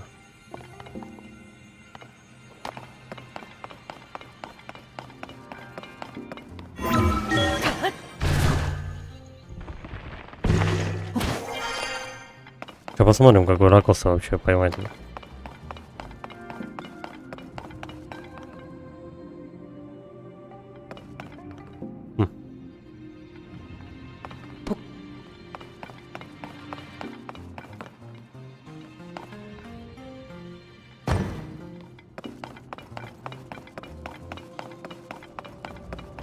Может, эта штука должна левитировать на вентиляторе?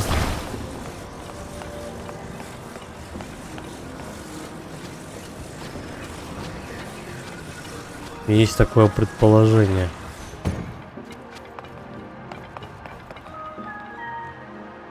Ну-ка, давай попробуем.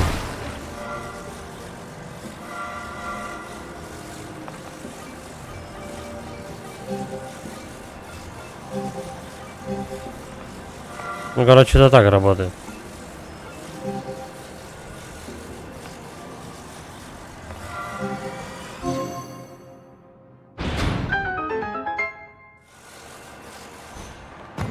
И вентилятор тут ни при чем. Она не висит в воздухе.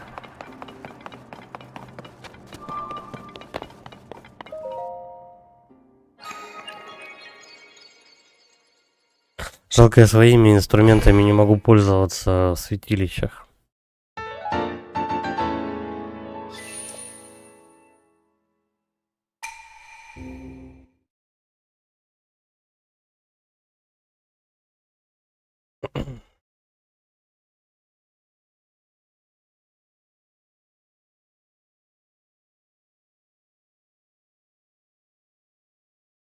Песчаные воронки в пустыне указывают на наличие подземных полостей. Туда можно провалиться. Ага. Значит, можно все-таки проваливаться, получается.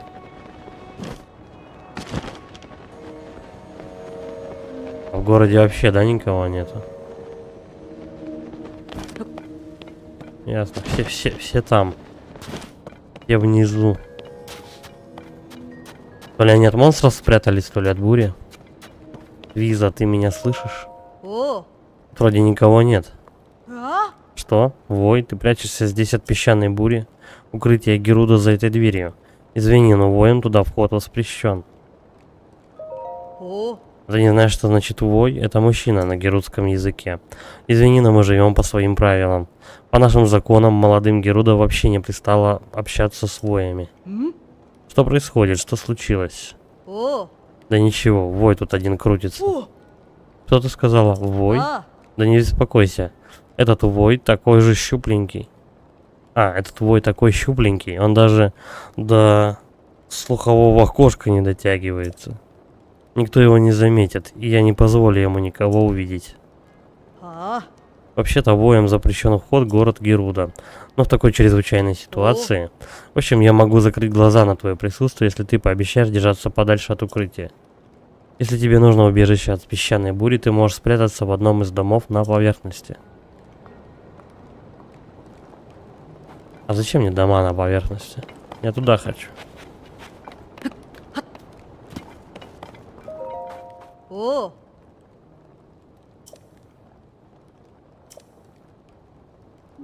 Ну ясно. о, Нужно найти магазин какой-то мега мода или что-то такое, и там за этим магазином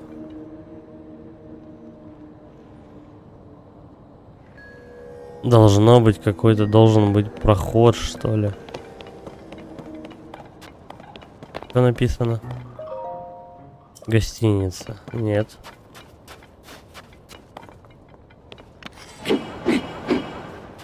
Не работает.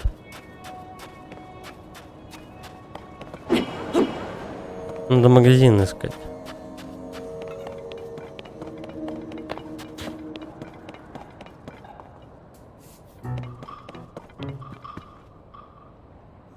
Туда можно провалиться. Подожди.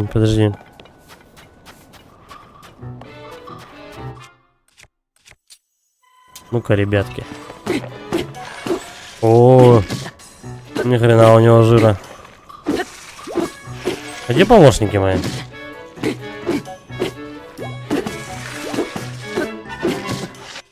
Подожди, а вот так вот на 50 урона.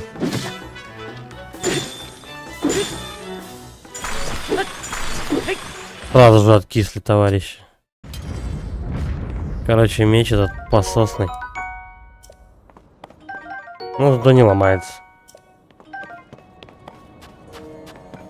Его прям не обязательно собирать. Мода года работает на рынке. Вот, за магазином мода года есть то, что я ищу.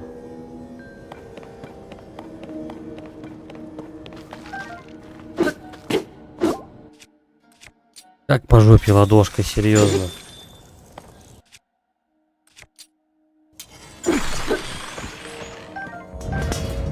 А так они вообще на раз убиваются.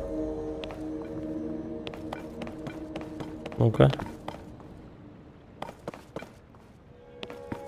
Ну это то ли гостиница, то ли что-то такое. Вот здесь должен быть проход. Эй, Икура, ты забаррикадировала дверь как следует? Еще бы там такой ящик, что и прыть лягушки не перескочить. Потише тут, хочешь, чтобы нас монстры услышали? А ну-ка.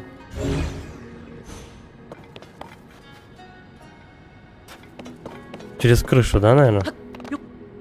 Оп, юп.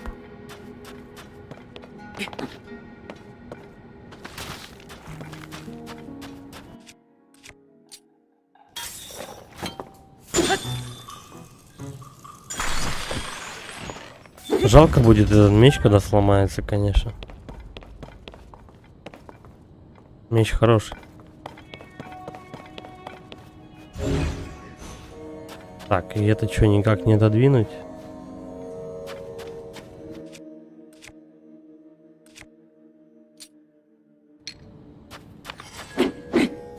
Так, это не предметы для битья.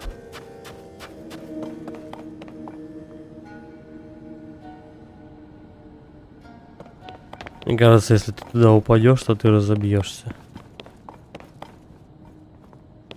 И никак.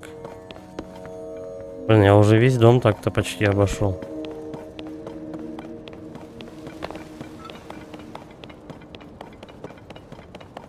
Может быть, всех монстров надо в округе убить?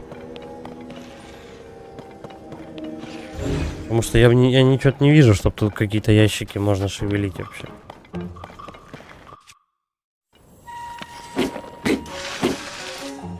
Так, их надо вообще морозить, только морозить.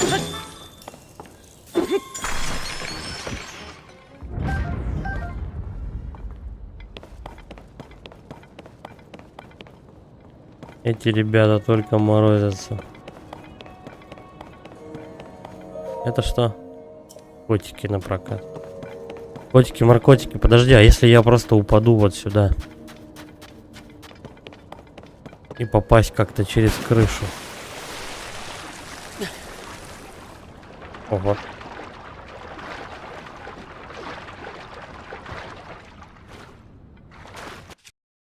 Оп-оп-оп, ща мы сюда залезем.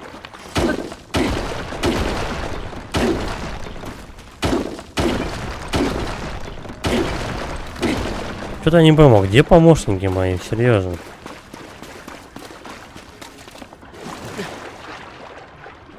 А тут прохода... Ну, тут есть проход, слушай.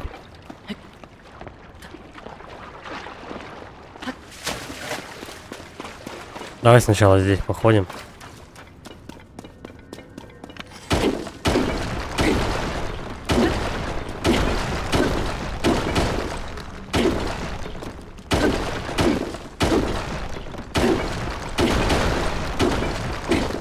Толстый бы это был гораздо быстрее все разбил.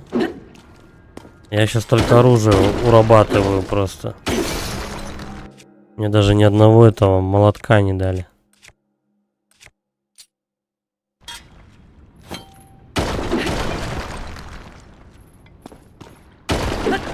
Двуручными оружиями удобнее бить, кстати, камни.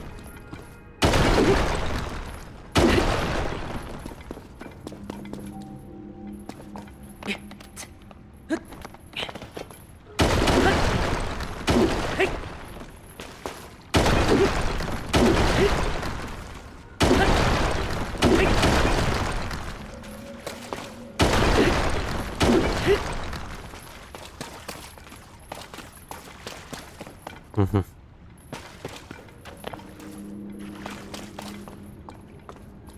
Да тут какие-то катакомбы просто.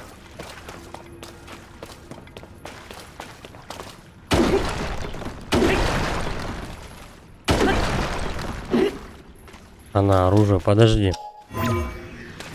Давай пробуем, где мы пролезем.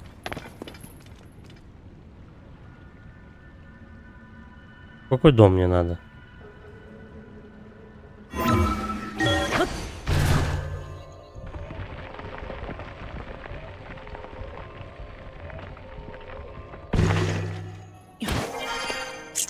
Так.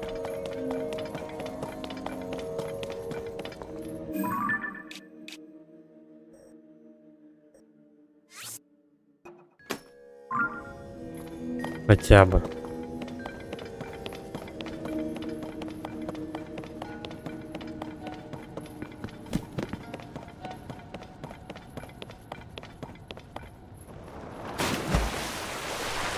Я отсюда же падал.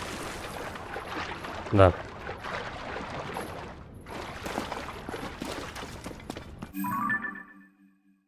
Вот уроды взяли и метку снесли.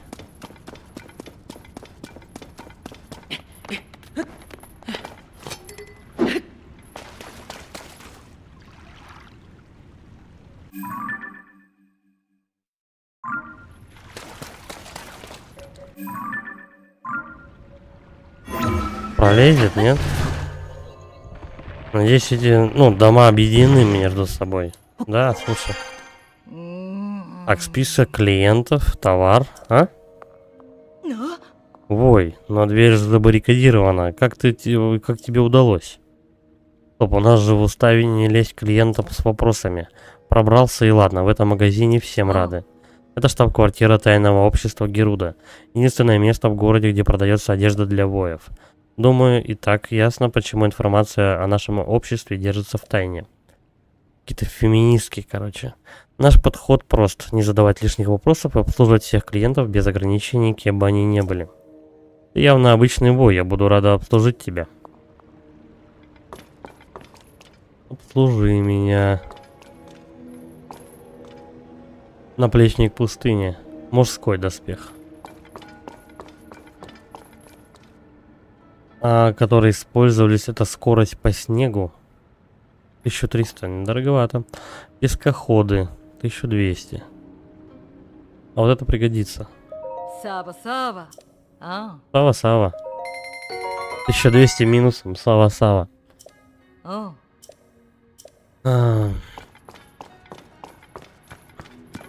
Это мужской костюм. Вот в этом-то проблема. А женский? Меня же не пустят туда. Но, возможно, придется просто погулять. По этим. Здрасте. Ой, ящик пропал. Можно будет просто погулять по территории. Внизу. О! А! О! Давай полный сет оденемся. Так, просто для прикола. О! Ау. Аладдин просто.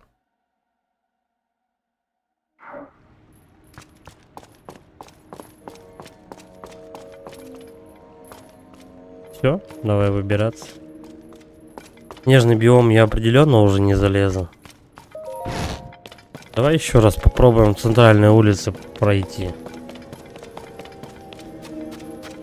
Может, пустят?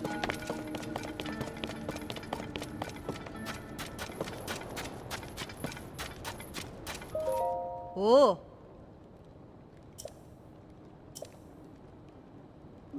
А! Нет. О!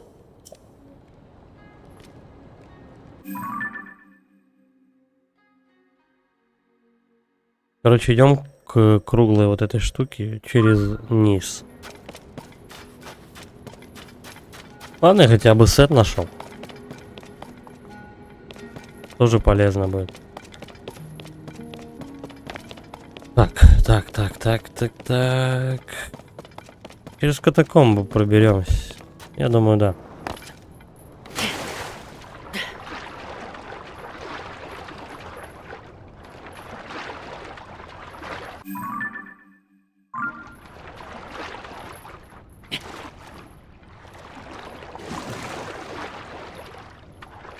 А можно, мне кажется, и так пройти.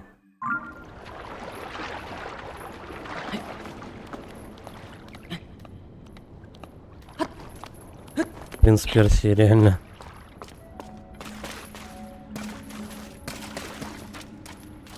Так. Пока прямо. Потом. Есть еще проходы?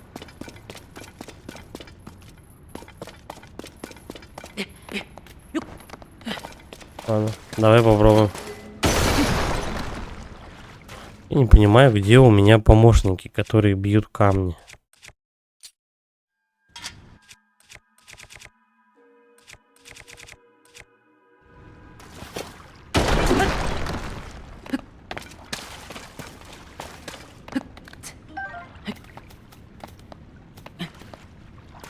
А бы из этого, если что, оружие можно будет сделать.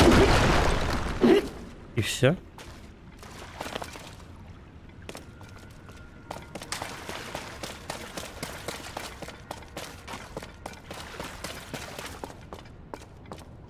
Короче, этот проход только для того, чтобы ты получил одежду. Чтобы ты не подох от жары. Все.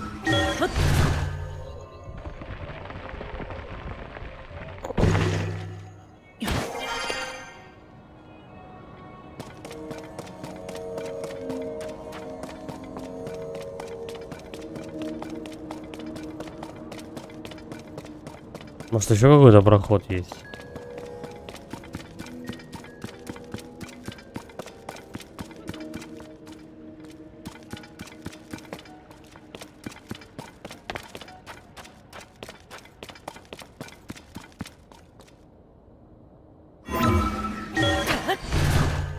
Ну, это просто на крышу подъем. А нет, не совсем, но... Покои королевские, но толку-то от них никого нету.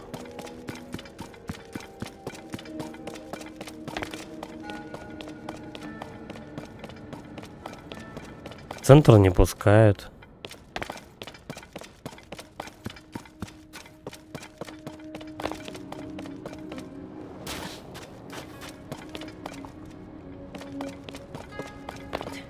Делать-то чего?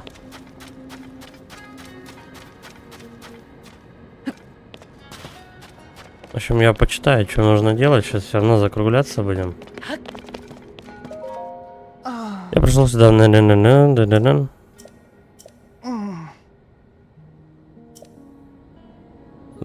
Из колодца голос. А где колодец вообще?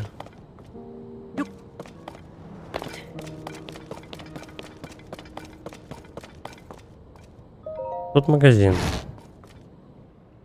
Да.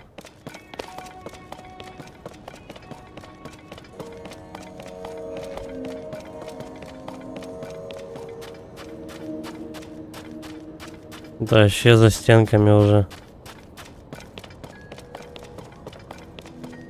В принципе, как вариант, если прохода 2, то может быть надо прыгать во второй. Их же 2. Так, там мужик спит, пускай спит себе. Ну вот второй проход.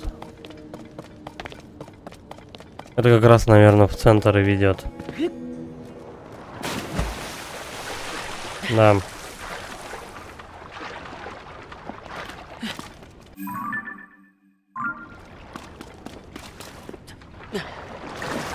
Да, течение, течение. Аладдин у нас плохо плавает. Так, тихо, тихо, тихо. Бутыль. Мотай. Иди сюда. Что за бутылка-то вообще? Я нашла тебя. Дорогой читатель этого письма, ты мой суженый вой. А я твоя суженая Вай. Поспеши и спаси меня. Я томлюсь в плену в этом мире. Я шлю тебе мои мысли и чувства, чтобы ты поскорее нашел меня. Все будет хорошо. Я уверена, что мы скоро встретимся. Это же судьба. Какую-то бабу мне еще навязали.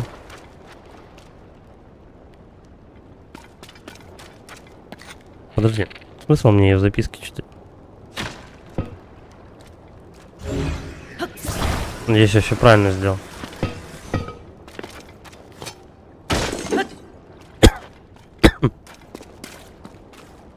Или нет?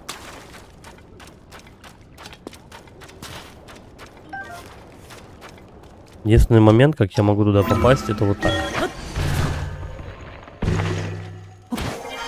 Здрасте, вот мы и в городе. Хватить его. Сейчас меня выкинут отсюда.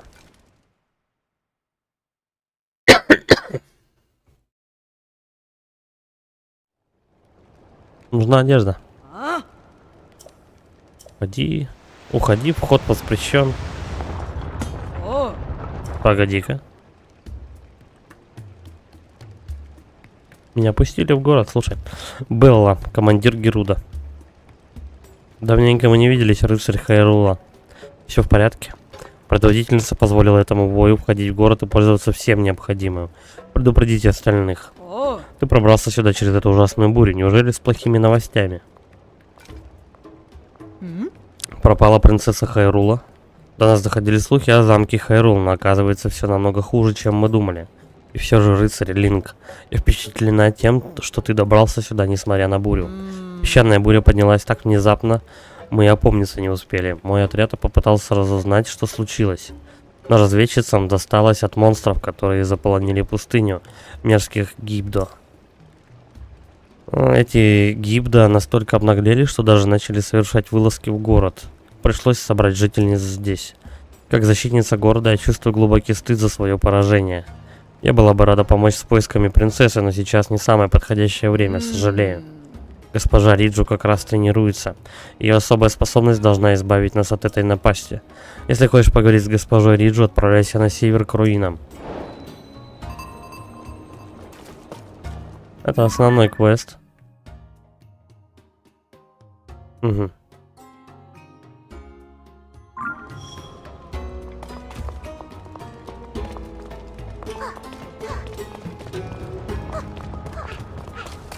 Забавный, конечно, у них феминистический настрой. О,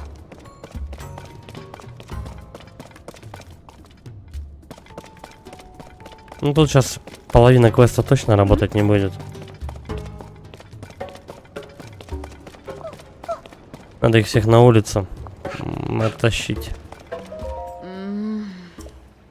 Хозяйка магазина, куда же она подевалась? Меня зовут Кара, и у меня, можно сказать, роскошное украшение. Я стою, ну...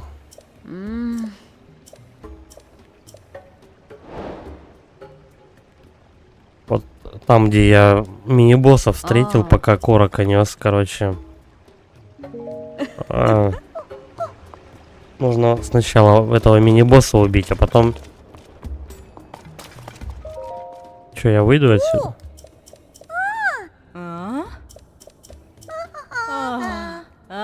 Ой, ладно, все. Со мной нельзя разговаривать. Это понятно. А выйти-то отсюда можно?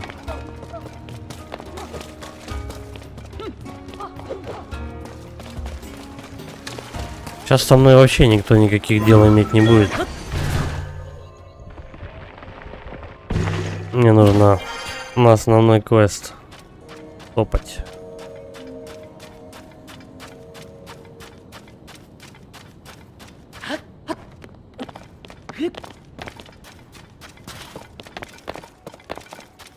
Да.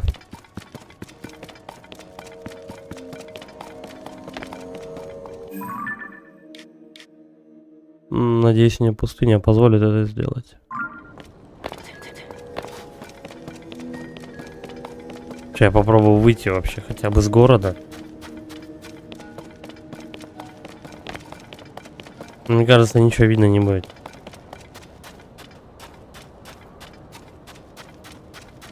А нет, тут можно.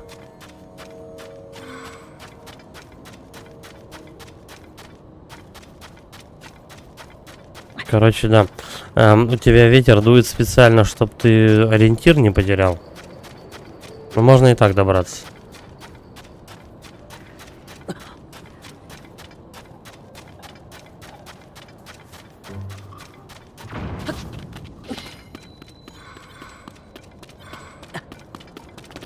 Вот это наш будущий путник. Ну, кто с нами гулять будет.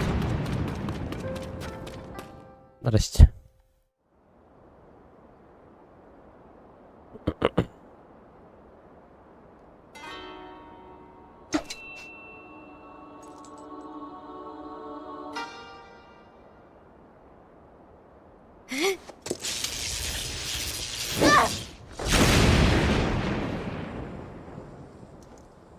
У него прикольная способность, только она кривая. Ничего, научится. Снова мимо. Ну так я не смогу защитить свой народ. А?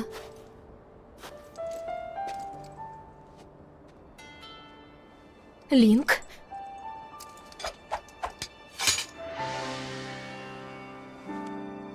Какой сюрприз. Не ожидала увидеть тебя здесь. Титьки маленькие, но прикольная. Риджо, предводительница Геруда. Вечно ты появляешься из ниоткуда. Ой, тоже мне.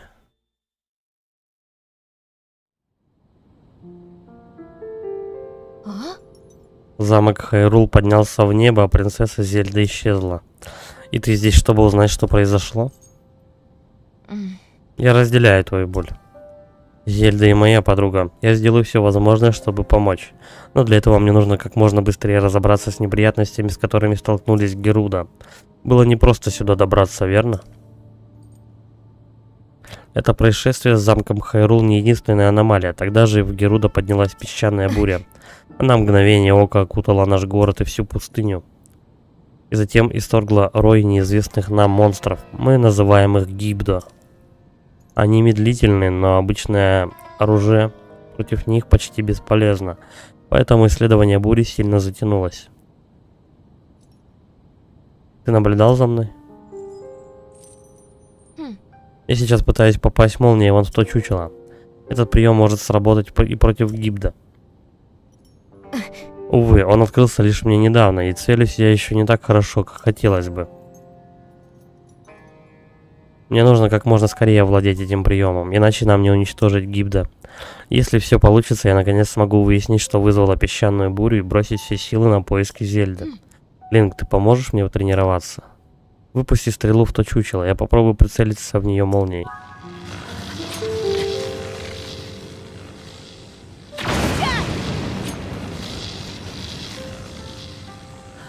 Это все, что нужно?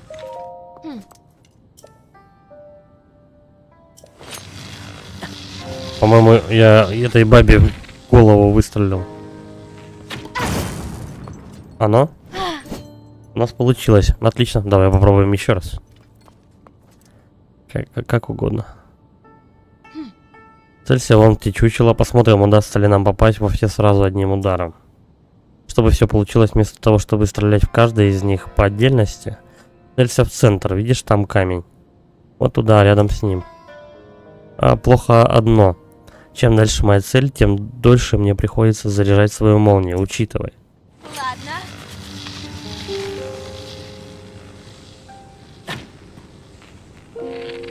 Так, а у меня... Ну, попал. Ладно. Вот это совсем другое дело. Теперь я запросто разберусь с Гибда. То есть вот эти вот зомби, которые ходят по городу, это и есть Гибда. Линк, это все благодаря тебе.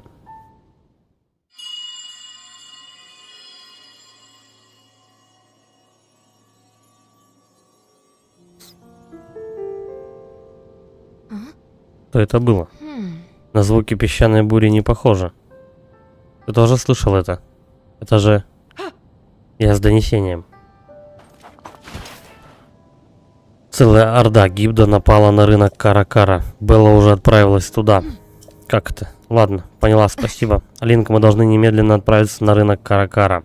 Мне неловко тебя просить, но мне понадобится твоя помощь, чтобы управлять молниями, не отказывай мне.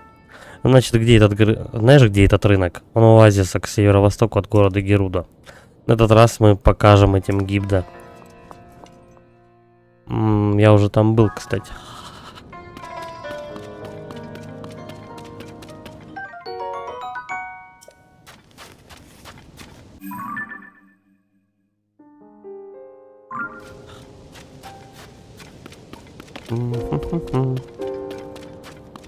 В город бы не мешало. Ладно. Мне нужно на тот поток воздуха взлететь и потом лететь на рынок. На этом будем закругляться. Продолжим в скором времени дальше проходить этот квест. Еще впереди босс. Босс этот, так что пока локацию всю эту почистим. В общем, не один стрим я еще посижу, наверное, в этой пустыне. Ладно. Вам спасибо за просмотр. Ставьте лайки, подписывайтесь на канал, пишите комментарии. Всем удачи, пока.